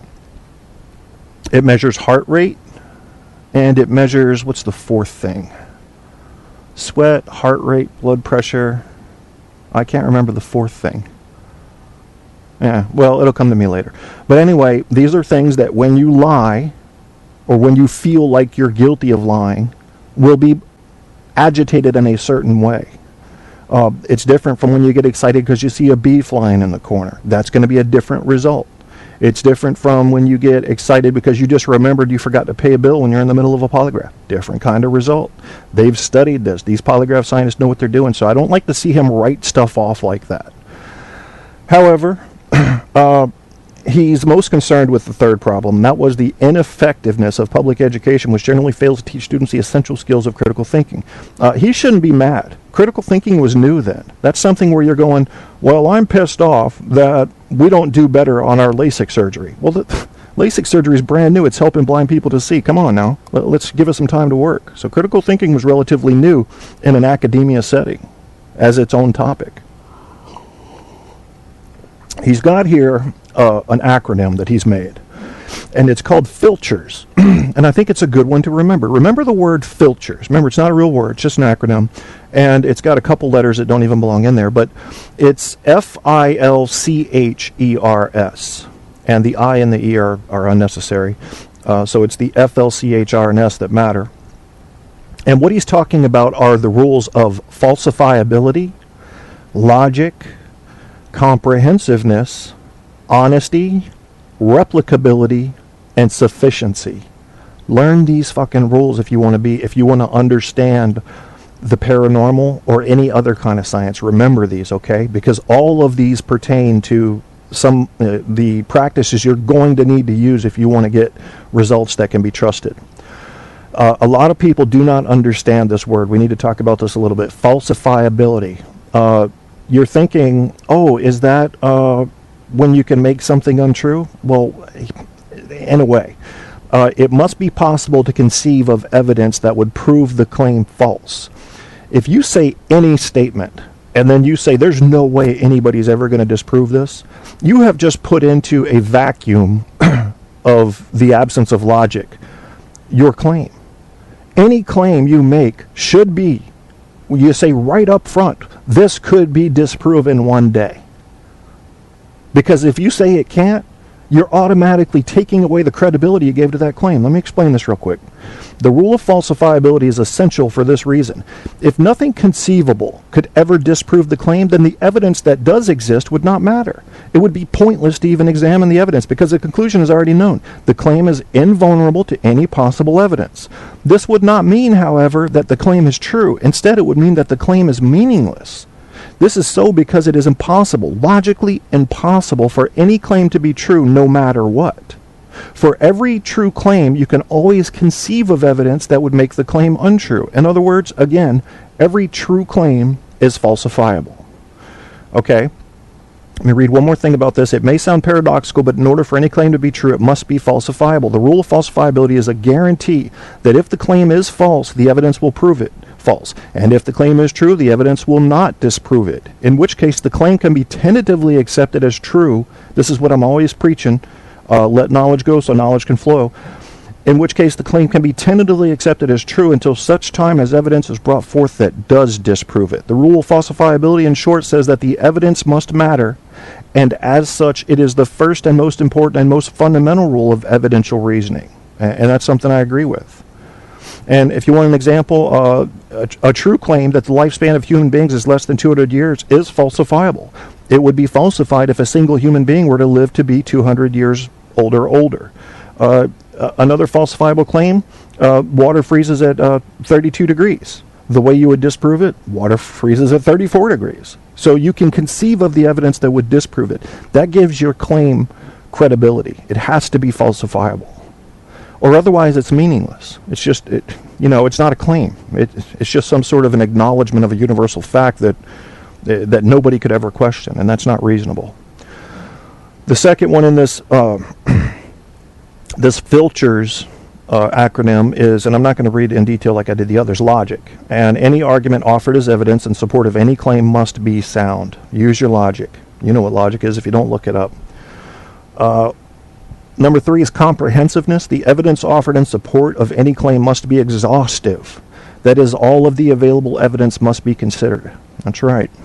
4 is honesty. The evidence offered in support of any claim must be evaluated without self-deception. When we look at a lot of paranormal stories, guys, we want to believe, don't we? We want to believe. You saw it in Mulder's office, didn't you? The poster, I want to believe. That's a problem. Understand that as a scientist in your thinking, you have to get rid of that if you want to be realistic. Let me take this moment to separate a few types of people that will get into paranormal research. One group will be the group that just wants to go have fun. I encourage you, go have fun. See everything as a ghost. Have some fun. Scare your girlfriend. They'll hug you more. It'll be fun. Go for it. Then the second group is the group who is trying to use science, but so believes that they're going to find something that they always do. That's the group you got to watch out for, because they're going to try to sell you science, but they're not using science. The third group that will typically go is like me. It has to be proven to me in no uncertain terms what something is before I'm going to claim that's what it is. And I have yet to see evidence that something I would consider an entity, which I've seen on 3 different occasions, is something from the afterlife. I have no proof that it's from the afterlife. I have no proof that it was actually there. I have no proof that it wasn't an interdimensional accident. I have some theories in my head that I'm poking around right now with about time. I've always believed it's about time and potential accidents on a quantum mechanics level of something actually happening that pokes into your time accidentally or through some other means, like an imprint on the atoms in an environment that repeat themselves for some reason. So I've poured all these hundreds of hours into the thousands now into ghost hunting, and I can't tell you something exists from the afterlife that we can see in this life. I can't tell you there is an afterlife, not with any scientific certainty, not at all. Sure can't. But that doesn't mean I'm trying to say there isn't one. I want to believe. I know that. I have to set that aside when I go out and look. I want to believe you can live forever. Who wouldn't want to believe that? Honesty. Remember honesty. Replicability. This is the biggest scientific problem with paranormal research. You got to be able to repeat it. How many ghosts do you think are going to say, okay, I'll come to your lab? Come on now. If the evidence for any claim is based upon an experimental result, or if the evidence offered in support of any claim could logically be explained as coincidental, then it is necessary for that evidence to be repeated in subsequent experiments or trials. You're not going to get a ghost to show up and say, why are you here twice? I mean, the chances of that are ridiculously low. The chances of getting it once are ridiculously low. So right away you see a separation between science and paranormal research, and some bridges cannot be some I don't know what I'm trying to say here. Some separations between paranormal research, which can be very scientific, and science itself are far too wide to bridge over. They're just going to be separate. Sufficiency. The evidence offered in support of any claim must be adequate to establish the truth of that claim with these 3 stipulations. 1, the burden of proof for any claim rests on the claimant. 2, extraordinary claims demand extraordinary evidence, as Carl Sagan said. And then 3, evidence based upon authority and or testimony is always inadequate for any paranormal claim. Remember number 3, I don't care if you've studied ghosts your whole life. I don't care if you're an electronics expert. The paranormal is not a proven science. So saying that you've studied that doesn't make you all of a sudden the authority that we must believe is stating scientific fact, because you've got extra study in a certain field that applies to your paranormal research. So again, I'm going to read number 3. Evidence based upon authority and or testimony is always inadequate for any paranormal claim. Conclusion. The first 3 rule of filters, falsifiability, logic, and comprehensiveness, are all logically necessary rules for evidential reasoning. So I'm just going to touch on it one more time. Filters is the acronym I'd like you to remember. And it is about falsifiability, logic, comprehensiveness, honesty, replicability, and sufficiency. And I've shared this page on the Facebook page announcement for this show. The Facebook page is facebook.com/truthontap show. And I'm done with that guide. It is a great guide, a field guide to critical thinking written by James Lett, L-E-T-T, fall of 1990. Written for the Skeptical Inquirer, the Committee for Skeptical Inquiry. Debunking the paranormal we've already talked about. I think I've shared that page. You know, it is a shame to me when I see someone coming at the paranormal thinking they have proof for it, and they don't, or trying to attack it to say it's not legitimate, and they don't have proof for that. Well, why not just have an open mind? What is it that got you so anti-paranormal or pro-paranormal that you believe you've got proof if you don't have it? Just keep an open mind about it. Yeah, I think it's a reasonable claim to say something's going on that's unusual in these claims. Many of them are false. Some of them are mistakes. Others could be not false, but also mistakes, such as hallucinations. But something's going on in some of the cases, and that's all that should matter to you. It's like Dr. Friedman said about UFOs. He goes, I don't care if 95% are false. It's the 5% that are unexplained that I'm interested in. There's something going on there.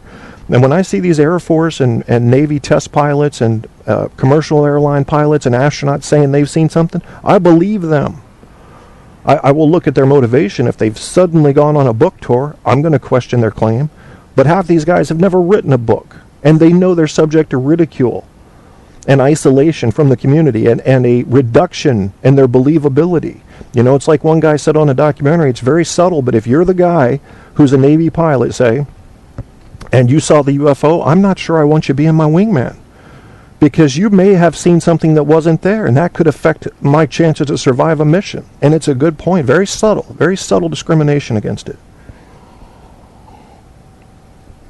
Stop discriminating against people that are reputable, that are claiming they've seen something unusual. The United States government started this campaign in 1947, I think, with Roswell, with or without good cause. I don't know what happened at Roswell. I just know that the United States government started a campaign to ridicule anybody who came forward with a paranormal claim. And it worked. They put a lot of money into it, and they did a good damn job. The media, whose job first and foremost is supposed to be to find the story and tell the truth, has ridiculed anybody coming forth with a paranormal claim. We can't take any of it seriously now. And now we've got computer programs that can make video very convincing and photographs very convincing after being altered. We can't trust anything, can we? So who can you trust when it comes to paranormal claims?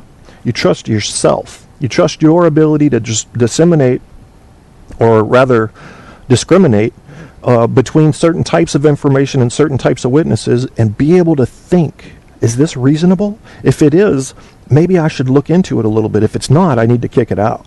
In fact, if you're responsible, you'll say something to the person spreading the bullshit, like I do Alex Jones. Stop scaring people. This is bullshit. You know, but it doesn't work. Alex Jones has made his living off of it. David Icke, many like them, have found that people have natural fears, and if you can fill their fear hole with something, then you can sell them the cure to the disease you just gave them. That's the way I word it. I don't do that here. No, that's why I'm never going to be famous. I won't tell you that the Illuminati is running the world. I won't tell you that we have reptiles in our government. I won't tell you that Bigfoot's real and he's probably in your backyard right now. I can't. The scientist in me will not allow me to do that. But I can tell you that the paranormal field has enough interesting reports for me to want to keep looking into it. I can tell you that for sure. Truth on Tap is the show. Kevin Kierstead is the host. It's freestyle, but we're focusing mostly, for whatever reason, on the paranormal, and I spoke a little bit earlier about racism. We might get back into that. Let's see what you guys are saying in the chat. Thanks for sticking with me in there. Let's see. Who's stealing who's thunder in the chat room? Hey, Ash. Dirty old man and the ladies around. That's a plus on my part. Always great to see you, my friend. Grandpa Al Kruska was our guest earlier. Andrew normally comes into my shows, Grandpa. I hate to call you Grandpa. You're only like, what, maybe 12 years older than me? He's not that old, folks. He's a Navy SEAL, too, so he could snap your neck with his thumb and forefinger, and he enunciates. That's something you don't often get with someone, but you can get with a Navy SEAL.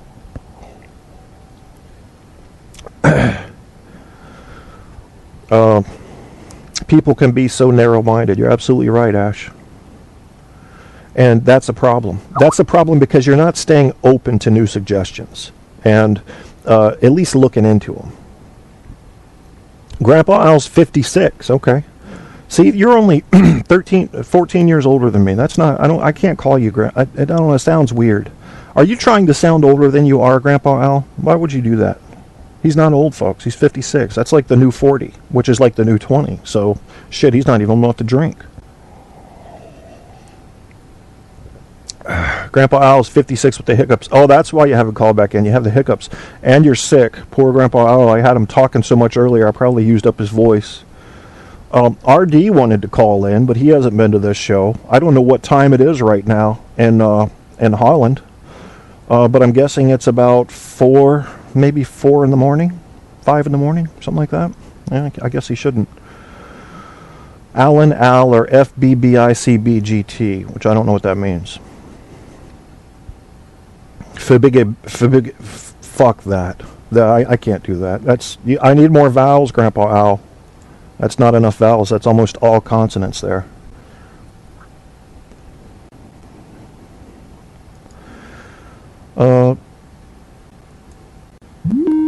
Here's Grandpa Al calling back in. Grandpa Al, your voice has not been used up yet? Well, and the FBBICBGT is fat bald but incredibly cute biker grandpa troll. Okay. Did you say biker? Biker grandpa troll? Biker grandpa troll. So what do you ride, Grandpa Al? Anything that I can get my hands on. No matter what her name is? I'd have to shoot you. I just had some. I had some hot chicken titties with hot sauce, so I'm feeling a little better. Okay, well, we're definitely in the second half of the show now because this is where we get into the weird shit. And Grandpa Al's talking about eating some titty. Do you like the big boobs on the girls, Grandpa Al, or the small boobs? As long as they got boobs, I don't care.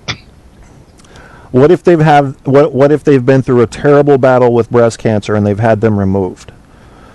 I would love them just the same. There you go. There you go. Yeah, Andrew knows this is where the show gets a little wacky. This is where we go into freestyle. And I personally prefer, like my girlfriend has the smaller breasts that are perky. And to me, big-boobed girls always look like if they run, they'll fall over. And it almost was like, to me, it looked like a kind of a handicap. So I saw the girls with the smaller boobs as more athletic. And I don't know. I always dug the B cup. Yeah, everybody's got a preference, but a woman is a woman, no matter who, no matter what size they are, and tall, skinny, large, they're all lovers, and that's what makes the greatest things in the world happen between a man and a woman. Or that's right.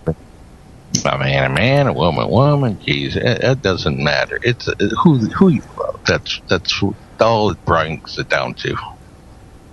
It would matter if we had 4 sexes. Can you imagine having 4 sexes? You have man, woman, then blank and blank. We might have those because we have women with dicks and guys with tits. Well, that's a good point. Yeah, the bitch tit thing is out of control now with steroid use. And you guys, you might have heard a prank call I made to a doctor who does, enhancements. And I was talking to his answering service, and the lady said, well, what message can I give to the doctor? I said, well, I'm thinking about having breasts put on, but I'm also thinking about having a couple titties put on my back. I can't see a reason not to have 4 or 5. And this lady was taking me dead seriously. And I said, if you lived in my world, you'd understand why I want titties all around. Just titties all around for everybody. If you're behind me, you see my titties. If you're in front of me, you see my titties. Because I told her I was a transvestite. I was thinking about getting the operation. And I hadn't begun hormone therapy yet. And she took all this very seriously. Well, Andrew, if you bang somebody in the dark and you feel titties on their back, what would you do? You're still going to flee. I'm running out of the room. Unless I'm drunk. In which just- case I would act like I didn't feel them, you know. Just let me look in their eyes. That's all I care. It's the eyes, because that's the window to the soul, and you can tell a lot by the way the woman looks. Absolutely. Grandpa Al, when you were a Navy SEAL, did girls throw themselves at you? When you were active duty, I mean? Active duty, I wouldn't allow it. Because too many people go through my eyes, end up being targets. And I had to focus on that, because that's what the sharpshooters creed is, definitely get them before they get you. Is that what you did? You were a Navy SEAL sniper? Yeah, that was part of my job. Okay. Yeah, Navy SEALs normally do more than one thing. They don't just have the one very micro-focused job. They're very well trained in different aspects. I've never had any personal friends that were Navy SEALs, so I've never found out any of the inside info. But what I have found out talking to them on the radio and through phone calls is that they don't like to talk too much about what they learned. It's fairly secret, and there's a good reason for that, and I understand it. But it's impressive. It's impressive that we put out the best soldiers in the world in our Navy SEALs and Army Rangers. And frankly, a Navy SEAL, in my view, is more well-trained and well-suited for unplanned reactions than an Army Ranger is. What do you think about Spetsnaz and all that, and British SAS? How do they rank with Navy SEALs, Grandpa Al? I think they're getting up there. The unfortunate part is that they always use an emotional attachment to their targets before they take them out, or they can't get rid of that human factor before a job has got to be done. That's the whole problem, because if you take it with you when you leave the service, it really messes you up inside. Were you able to adapt after you left the service to human beings are people and they deserve, can you still feel empathy, or was that beaten out of you in Navy SEAL training? Well, it was more or less do what you got to do and get home. But you didn't even think about getting home. You do your job. You fight for your country. You die for your country. You do what you're asked. And you take pride in what you do. Well, if you... Go ahead. Go ahead. I was just going to say, if you believe that, and I believe you too, I'm with you on this, then you probably won't be much opposed to us putting robots in place of our soldiers. Or would you? I would not trust a robot to make the right choice.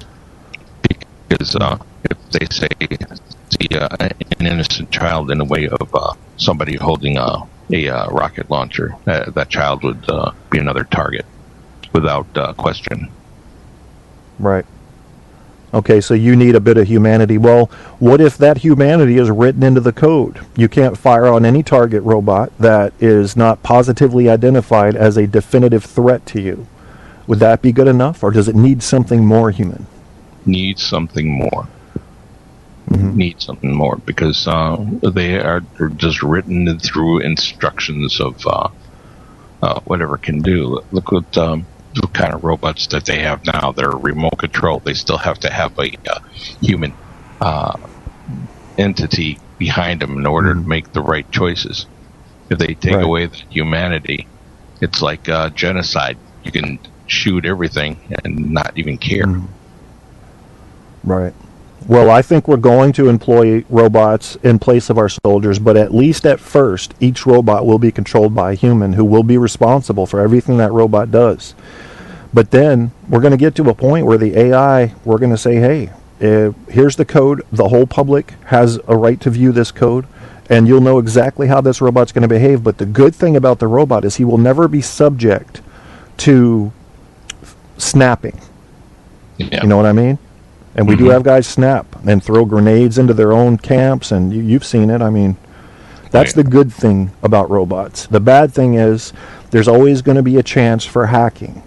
And if there's a chance for hacking, we're going to have a problem. Yeah, especially if a person takes apart the robot, figures out the programming, they could just find out a way to take the satellite systems and just shoot down everything that moves, even an innocent bystander. We can't have that. Robots are only good as long as that there is a human factor holding the key. Right. What's going to happen if we have a solar storm, a good-sized one, that knocks out all our satellites? Do you think we should put so much faith into satellites, Grandpa Al? Hell no. Me neither. If you do anything, do some kind of ground work on things, because the satellites, they can be too easily manipulated as well. You've got these hackers that are already going into the Pentagon and this and that, and missile systems.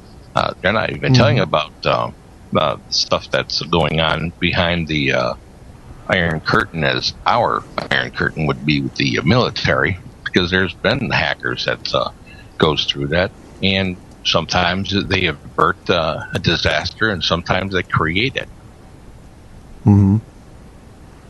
So there's the possibility, as long as there's somebody there holding that key, telling it this, hey, if this has got to be this way, we got to shut it down. And if not, we just go in there. What we have to do is to get somebody that's thinking and train the right way to get in there, get the job done, get out, and prevent innocent lives from being lost, which unfortunately we got the casualties of war. And there's nothing we can do to stop that now, because of what these other groups are going into. They're destroying not only themselves, but also the people around them that they're trying to control. What groups are you talking about? ISIS and whatnot. I'm looking at a website right now that says it's a report. Chinese hackers stole plans for dozens of critical U.S. weapons system. China, basically on the population, they're the most populated country in the world, and then India, and then a couple others than us. But they've been hacking like crazy, and this is billions of dollars of combat advantage for China. They've just saved themselves 25 years of research and development, said one official to this Business Insider reporter who was writing this, Jeffrey Ingersoll. Stole plans for dozens of critical U.S. weapons systems. How do we let that happen? Aren't we smart enough to have our defenses and computer systems stronger than that? No. Apparently not. Oh, one of the things they said here is the benefits of to an attacker using cyber exploits are potentially spectacular. Should the United States find itself in a full-scale conflict with a peer adversary, attacks would be expected to include denial of service. These are computer attacks. Data corruption, supply chain corruption, traitorous insiders, kinetic and related non-kinetic attacks at all altitudes from underwater to space. U.S. guns, missiles, and bombs may not fire or may be directed against our own troops. Resupply, including food, water, ammo, and fuel, may not arrive when and where needed. Military commanders could rapidly lose trust in the information and ability to control U.S. systems and forces. Once lost, that trust is very difficult to regain. I think that's a good point. And this can all be done by hackers, not troops on the field, you know. Somebody who wants to get their jollies out of doing it. That's pretty bad. Yeah, absolutely. Chinese hackers could theoretically infiltrate the cryptographic intranet communication systems of an F-35 and render it essentially inoperable. So this report that came out was directed to the Pentagon to say, fix your shit. We're getting hacked like crazy. Yep. I think some information just shouldn't go on a damn computer. Well, and certainly not networked, you know? Yeah. What they should do is just make sure if they have any kind of, like take one of these stick drives, put all the information on there, shut off the communication, stick that stick drive into the plane, and that'll keep all your information clean. You won't be able to hack into it unless you use a microwave jamming system. And there's also things they got to invent to stop the jamming. Yeah. What do you think about weaponizing space? I think it is probably already underway. I think we're probably putting these weapons-capable satellites, maybe, most satellites are, 12 miles outside the atmosphere. I think we're putting some of these 300, 350 miles out.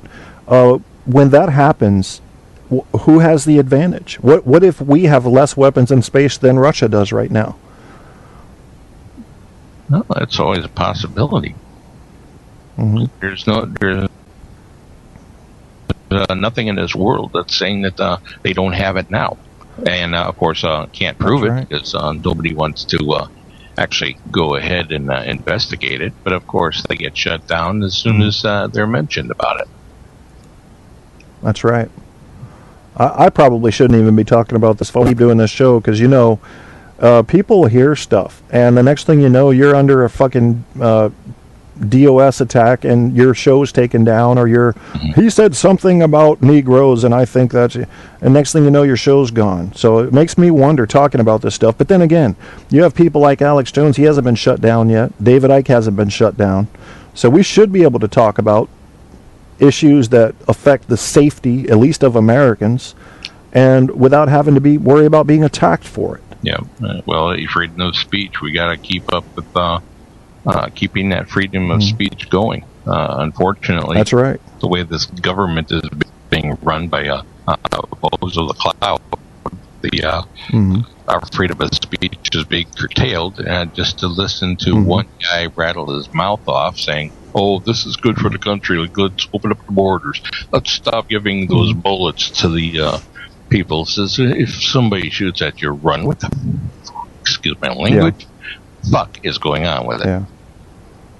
Yeah, well, that's where the people have to speak up. I mean, we always have a right. I was working at a place up in Vermont, and long story short, one of the coworkers there, I was doing IT work, so I would visit a lot of people on a daily basis fixing their computers. And this lady said, "Kevin, if we ever need to," this was about the year 2000. Yeah, it was in 2000. And she said, "If we ever need to, we can overcome our government. If we have to, we can rise up. And as long as that is a possibility, we should be good." But if you notice, right after 9/11, the police had every motivation at that point to go forward with militarizing themselves, and they have. I mean, they look like militaries now when they're out there doing riot control and stuff. It's going to be harder and harder for us to rise up as they gain in technological capacity. Yeah. If we ever have to. Yeah. Are you worried that there will be a civil war in our country for any reason, Grandpa Al, or what we would do if we had to start a civil war? Who would it be between? It would be between the American people and the military and the Congress and the president himself, because let's face it, when he starts doing stuff like overriding the Congress while they're on hiatus and everything else like this, it's not right, but he can do it, and there's no accountability for things that go wrong. He just says, "Oh, well, it was a wrong decision. I tried to make it right, but it's not going to do it very well because you got all these other people trying to go get him. Tell him, hey, you're a fool. You got to stop this, or you get out of the White House and get somebody in there that has any brains." But of course, Biden is not the one to do it. Yeah, I don't know. I personally think that anybody in the White House or in the government should be responsible for their actions. If they've broken laws, they need to be brought up on trial for that. But technically, if we look back over the last 10 presidents in our country, we could have brought them all up on some charge. So we have to figure out what is reasonable and what isn't. Obama has been doing a lot of work to expand the powers of the executive branch, and some of that work is questionable. And I think that there's nothing wrong with taking the law out and opening up the books and saying, look at this, you broke this law, you broke that law, and you've got to be accountable for it. If we don't run things like that, then anybody that gets into office is going to feel like they're a dictator, I think people don't care so much these days. Nobody seems to care and do anything. Yeah. Are we sure it's not a dictatorship now? Well, it could be. I can definitely tell you that in the past 6 years, I've watched the powers of the executive branch spread out. But I also know that if I look back, say, back to, 1940, and measure between then and now, the executive branch powers had been curtailed and reduced because, in my opinion, where the gears turn in the American government is with Congress and big business. That's where all the action happens. And then the president has influence and veto power, and then the judicial branch is basically selected by the president, so it's almost a joke. Yeah. But Congress, that's where things happen. And you got to look at what's going on in there. And there's so many of them, it's easy to lose sight of who's doing what, and they know that. They like that. Yeah. And also, the Congress ain't doing the job that they're supposed to do anyway. They keep on putting things on the back burner that should be put on the front side, like this immigration thing, this and that. Take money out from one program, taking it into another to help out the poor people that we already have, and now we bring other people into it. They're just making us poorer and going to destroy this country. They are destroying the country. We can't do anything anymore because we have too many people coming in and not enough money to help them out. And our own people are starving on the streets. What do we do? Well, I hear people say, get rid of Congress, fire them all. I even see bumper stickers. My stepdad has a bumper sticker, Congress, you're fired. And I'm thinking, okay, let's fire them all, but who are we going to put in their place? It's going to be from the same lot. We're drawing from the same pool of people, so it's really not going to be any different. The human being is subject to corruption right off the bat. Once you have a position of power and influence, people are going to be interested in shaping your decisions. So are you going to be an honorable person and not be affected by that, or are you going to lean a little bit one way or the other to better your situation and your family situation? True. And that's like I don't know how we can fix this. Well, first of all, we have to get people that cannot be corrupted by big money, and that's amen. That's hard. That's hard to do because everybody has a price. That's not everybody. If you get those immediate, a large number of people in Congress and the White House and everything else that is not corrupted by the big money, we would have a better community, we would have a better country because they won't take any bullshit from anybody. But the problem is, as soon as they get in that office, you're going to find out, oh, here's an envelope with a little bit of cash, oh, we need things done here and there. And they're going to take it because they're greedy bastards. We all are, but some of them are worse than the others. That's right. And then you have the problem in the human psyche of someone saying this was rational, this was reasonable. You remember there's a documentary about a guy, I can't remember his name, but it's called An Honest Man, and it's about the I believe he was a congressman that shot himself at a live news conference. Mm-hmm. And someone had offered him something like $300,000 to award a contract to another group. And this guy was very honest, but he didn't realize that what was going on there was a crime. He didn't see it. He thought, well, I probably would have awarded this contract to him anyway, so yeah, I'll take the $300,000.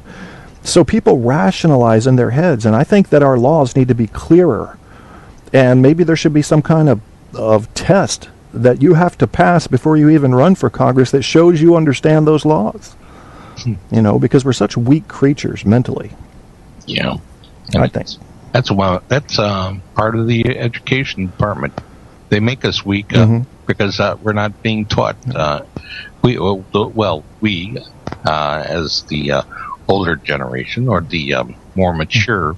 I'm not exactly to that category yet, but we back then had that education. We had the people digging into us. testing us, challenging us. Now they just say, "Here's a book, go read it. If you pass, you pass. If you don't, you don't. Oh well, this country will carry your ass through." Yep, that's right. Andrew says in the chat room, Reagan Star Wars money, what did that go towards? There's a lot of debate about that. I think it probably went toward not just missile defense, but you can't just have missile defense without also having the capability to have attack. Because what you're doing is saying, we will attack anything that enters coming toward airspace and enters the outer atmosphere, or even just the high atmosphere inside of Earth's atmosphere. Well, if you have that capability, then those satellites also have the capability to fire on targets, whether they're jets or just the ground or ships. Amen. So I think we were in the business in the late 80s of weaponizing space, and I'm sure it's happened on some level. I just don't know the level. And we're awful foolish about it. We're awful, what's the right word? Naive to think that space hasn't been at least in part weaponized by now. Well, but maybe that's the natural progression, Grandpa. Do you think that's part of the evolution of military weapon systems? I think that's why we have the space stations up there. Mm-hmm. They're being supplied. We don't know what else they could be supplied with. Probably launchers, probably rockets, probably interstellar experiments that they're already working on. So we don't know everything that's going on up there. They can tell us all we want to know, okay? But there's still going to be some kind of security that their protocol is said, okay, well, we can't talk about this or this or this, but we can tell that our underwear is getting clean. So it's stuff like that. What do you think about some of these claims I've seen on YouTube of ex-military officials saying that we already have interdimensional and time travel devices that we're testing? Do you think there's any validity to any of that, Grandpa, or have you not looked into that at all? I've read and I've seen the studies and everything else like that, and the thing is, seeing is believing. I haven't seen anything positive, so I have to question it. But in another light of day, we probably have to say anything is possible in this time and space. Look at all the crazy weather patterns that we're having. That could be done screwily with a time shift or the interspatial anomaly. But but I don't know. I'm not too familiar with it, but I've always been able to say if they're working on it, they could end up throwing all us into a black hole one way or another, because that's right.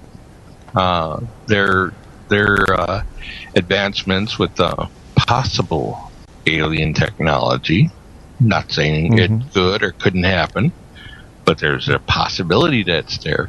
But I'm not going to worry about it unless they see a black hole in my backyard and jump through it and end up in Alpha Centauri or something. Yeah. They're trying to make antimatter now, and they're actually succeeding in it. And I don't think people realize how powerful antimatter is. They're doing this at CERN in Europe. I believe it's in Europe. It's either in Europe or South America. I'm pretty sure it's in Europe. And they said that it would take something like 1,000 years at the pace they're going to create a teaspoonful of antimatter. What they don't tell you is that a teaspoonful of antimatter could wipe out this planet.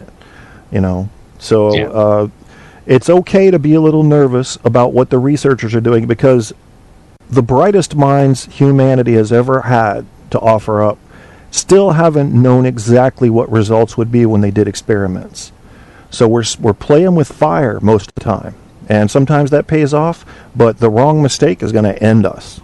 I don't think it's likely for us to be ended by a scientific experiment. I think that disease will get us, or war, or perhaps something like a meteorite. It did it before, it can do it again. But in our time scale, I think we're talking about, we have time to get off this planet. I don't think we should have all our eggs in one basket. What do you think about getting people on Mars and the Moon and orbiting space stations more frequently, Grandpa Al? Is that a good idea? I think it would be a good idea.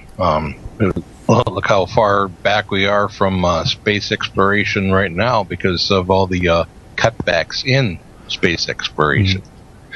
Yep. And all we do now is just going back and forth to supply the space stations up there.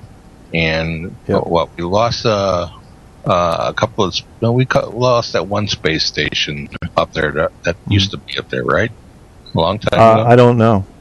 I hadn't heard about that. Did it get hit by meteorites or something? No, or we landed it. Fell to Earth. Okay. And well, I know we're hitching rides on Russian rockets to get to space now. That's how low NASA's been cut. Yeah. You know. But they're not doing anything about securing that kind of platform there, unless they are, and nobody's listening to it. Everybody's going up there. You got teachers and this and that. What did they send them up there for without realizing what kind of problems it could cause? So, space tourism is about to take off. You know. Yeah. Oh, Virgin. The guy that runs Virgin has got something off the ground now. People are already putting $500,000 deposits down just to get into space for 10, 15 minutes and then come back home. Yeah. That's so that's going to get big, but I think we really do need to spread out because having all our eggs in one basket is no way to ensure that humans are going to survive very long from now because the population issue is becoming a big issue, and this reliance on satellites is silly. But I'll tell you one thing, United States has always dedicated around 1% of its budget to NASA, up to 2.2%, down to 0.5%. We're very low right now, and if we put NASA on the back burner, we're in trouble, because the next great step in who's going to be powerful on this globe is who begins to conquer space. And that means landing and settling on different parts. And we've got European groups now that are looking to be the first settlers on Mars. And that's the United States saying we don't want to be in the lead anymore. And that's silly. That's not a good idea. I think we got to keep our space, our NASA program operating high. I think we should put 3 or 4% of our budget into it and take it much more seriously than we're taking it now. Oh, yeah, definitely. What would you think of setting up the space station, but turning it into a huge hotel up there? Well, that's what they're doing. They're already working on that. They've already got companies modeling space hotels, and I think that's a great idea. But wouldn't it be nice if we could do something like that from NASA, where the proceeds would fund NASA? I think that would be an awesome idea. But right now it's looking like all private companies and entrepreneurs going into it. Yeah. And unfortunately, they're going to be taking over the space exploration, and it's going to leave countries in the sinkhole if this Earth ever gets to the point where it's cracking its own shell. That's right. I mean, if you think about it, we could go all the way back to the days of Columbus and analogize that way. America was free for the taking at that point. There weren't that many natives, comparatively speaking, to the invaders that would come, whether they were the conquistadors or others. And that's what space is right now. It's wide open to whoever wants it. So this is the chance. This is the chance where you make your empire. And we're blowing it. I think we're blowing it. I think Russia and China are in the lead right now. Oh, yeah, definitely. But we can recover. I mean, it's not too late to recover, but we've got to take it seriously. And I don't think I know this administration doesn't take it very seriously. They're looking at deep space exploration when we should be looking to just take control of the local space around us to the extent we're able to. Especially in the way of security our area, our country. Because absolutely. Because right now, China or North Korea could launch a rocket and then bring down a warhead somewhere in the United States. They've been practicing already. Yep. So anything's the possible. Pope, I think the Pope visited South Korea, and North Korea said, "Hey, Pope, we're going to launch a few rockets. You don't mind? Just show you how powerful we are here." And we're letting them. We're letting them build and build. We're letting Iran do its thing. Sanctions aren't helping. They're doing their nuclear program. And the first thing they're going to do is hit Israel and wipe that shit off the map. Yeah. That's something we've got to stop, is warfare across borders. Well, it all takes with education of the young kids. That's right. That's where it all starts. Yeah. Without that education, we're all self-absorbed little butt monkeys going around saying, "That's my banana, not yours." That's right. That's the part that depresses me so much about humans, is the selfish nature. And I understand it came from evolution. You had to care about yourself to promote your genes. But there has to come a time when we learn to empathize seriously and consider the problems of other countries and other peoples, and even people in our own neighborhoods, that we say, well, a lot of the attitude right now, which you never hear it, but it's thought, is, hey, survival of the fittest. If you can't find a way to work or secure money, you're going to die. That's too bad. That's social Darwinism at work. And I think there are a lot of fans of that in America. Where's our empathy? Why don't we have empathy for people? Something happened to it. It came along with Teenage Mutant Ninja Turtles. Hollywood is killing us. Hollywood's what put us on the map, and now it's killing us. Oh my gosh. Well, look at Bicentennial Man with Robin Williams. Now, the evolution of a robot or an android going into a human world, turning himself into a humanoid that can die. At that, look at all the problems that is caused around the world when somebody say, if we show so much empathy to others and we don't get it back, why the hell should we even show it out there? Period. That's a good point. That's a good argument. People hate the country on top. They King of the Hill is always going to be people taking swings at you. But I think we might not be on top much longer, Grandpa Al. I see Russia and China passing us in so many ways. And we got to be careful, because we can let this slip. We can go the way of the Romans. We don't want to do that. Corruption could bring us down from the inside. But how do you stop it? We're all being corrupted right now with the government, the way it works. Unfortunately, but I do have one thing that I've been thinking about, and I've been reading around the globe, because I've been taking different newspapers and articles about the life and situations. Maybe we should all be out of weed. Just give everybody a blood. Let them smoke it up. Just get their minds off of things. Just say, hey, how do you feel? It's pretty bad. What joke?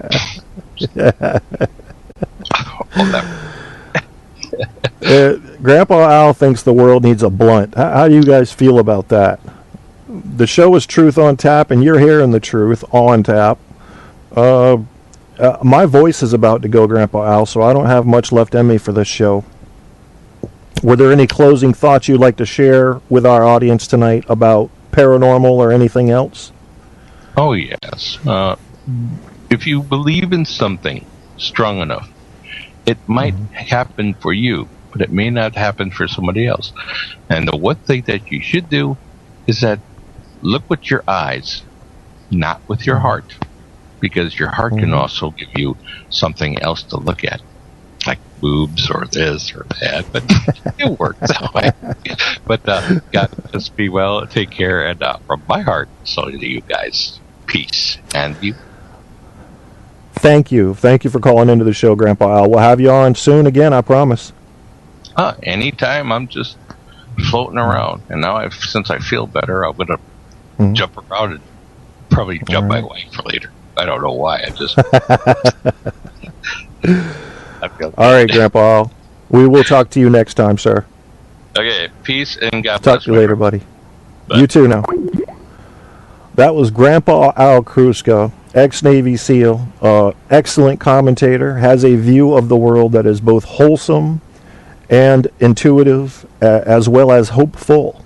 and I think he's got a grip on reality like few do. Yeah, we went back to boobs. You missed the B there, Andrew. Grandpa Al was back to the titties. And he said, smoke a joint, feel some titties, chill the fuck out. I think that's what he was saying, is maybe humanity needs a break from itself.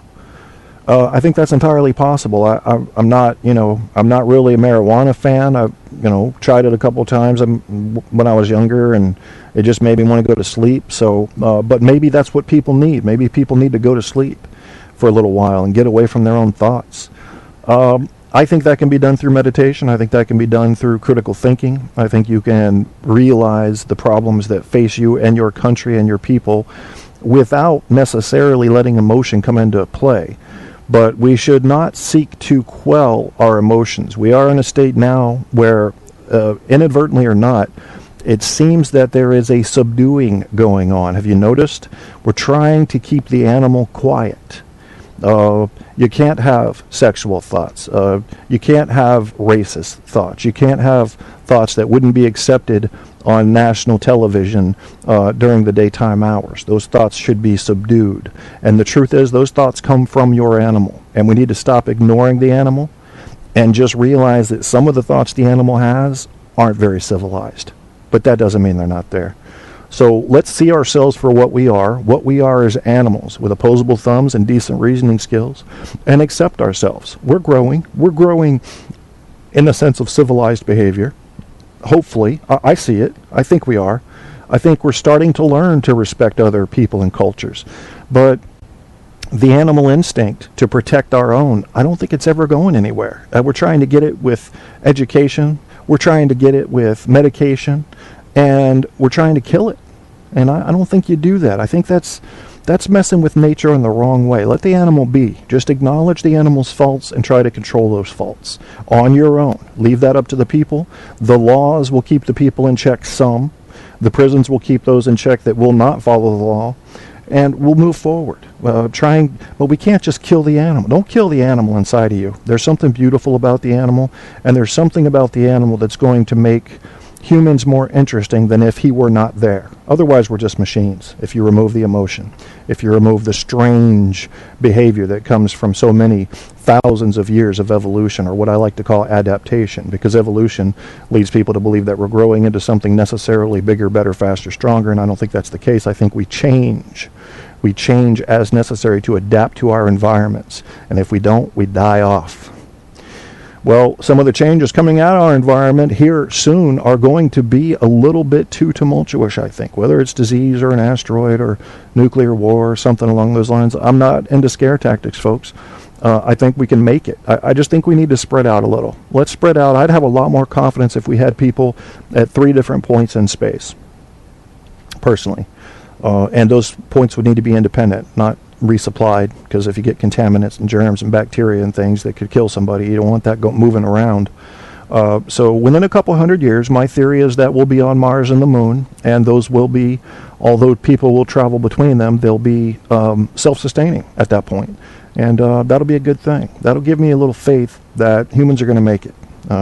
One planet or moon or space station might get hit, but others will survive.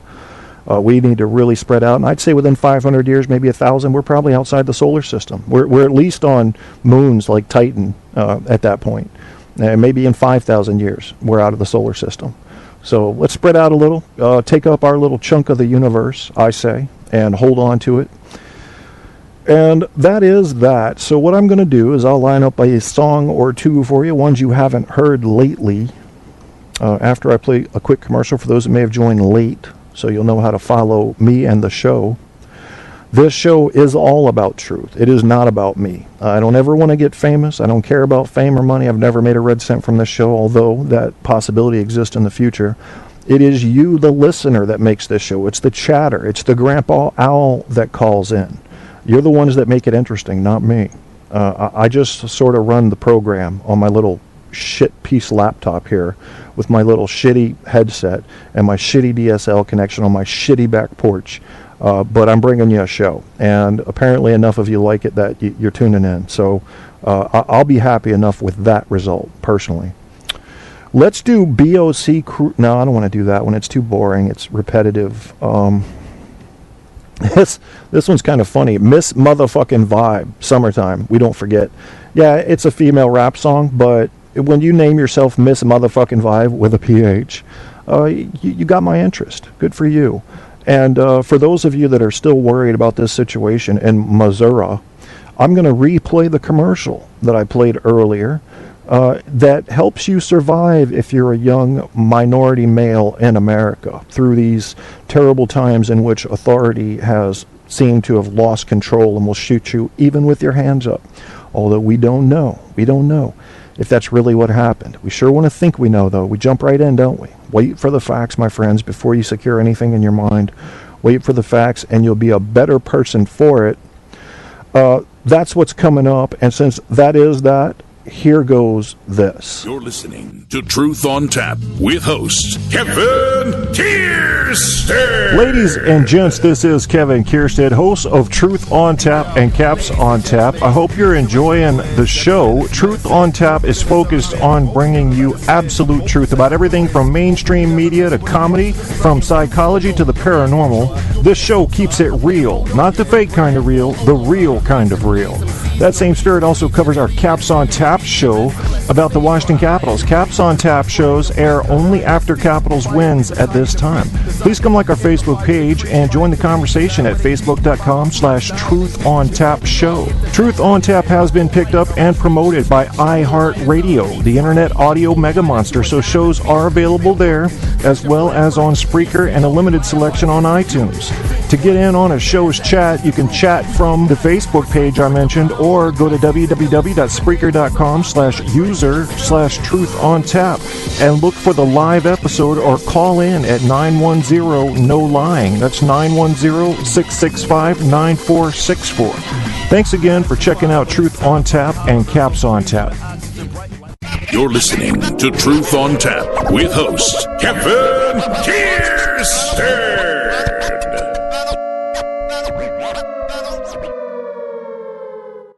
Young minority males in America, are you worried about getting beaten or killed by cops? Let that worry be in your past with my new product called Put Your Hands Up. Yes, Whitey is in control, and you know you need to put these crackers in their place, but I've figured out a way to do it. The idea is an old one. Logic says that you can't fight if you're dead, so put your hands up. Put Your Hands Up will teach you to submit to those power-hungry cops and get over the bad habit of charging them, throwing bottles of urine at them, or worse, Molotov cocktails. And will put you on a path to buy stocks so that you get rich and can hire and then belittle white employees. Put Your Hands Up will show you how not to mouth off the cops, how to earn respect in a civilized world by pulling your pants up, turning your music down, and turning those feelings of fuck the police into insider trading skills.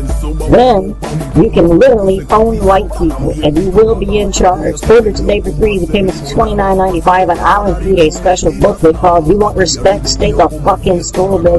A special secret way to overcome those pale-skinned crackers and their evil ways. Order Put Your Hands Up today.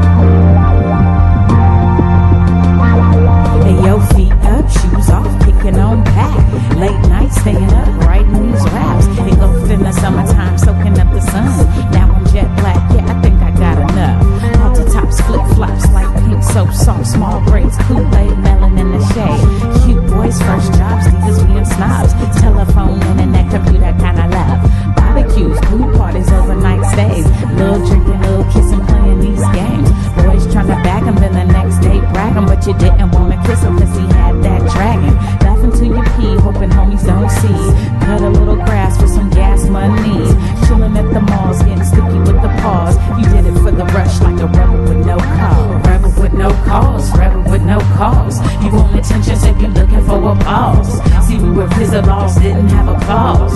It was the summertime to us, it had no flaws. Rebel with no cause, rebel with no cause. You want attention, so you looking for applause. See, we were kids, the laws didn't have a clause. It was the summertime to us, it had no flaws. Posted at the hoop court 3 straight hours. White mini skirt with the airbrush flowers. We went to cheer the lads and they appreciated that. And you would almost die when he let you wear his cap. You might have told a lie and abbreviated facts if you came home late and were accused of being baked. Me, I didn't smoke, no, mama, I swear. She's only gonna judge me and you know it ain't fair. Trips to the beauty shop, keeping fresh hair. Blowing $80 at the damn state fair. Beach body surfing with the abs looking perfect. Hitting all the clubs, getting love on the circuit. From ice cream cones to the Starbucks stones, to your new best friend, to your breakup song. They all play out like your favorite days. You love the summertime and it ain't gonna change.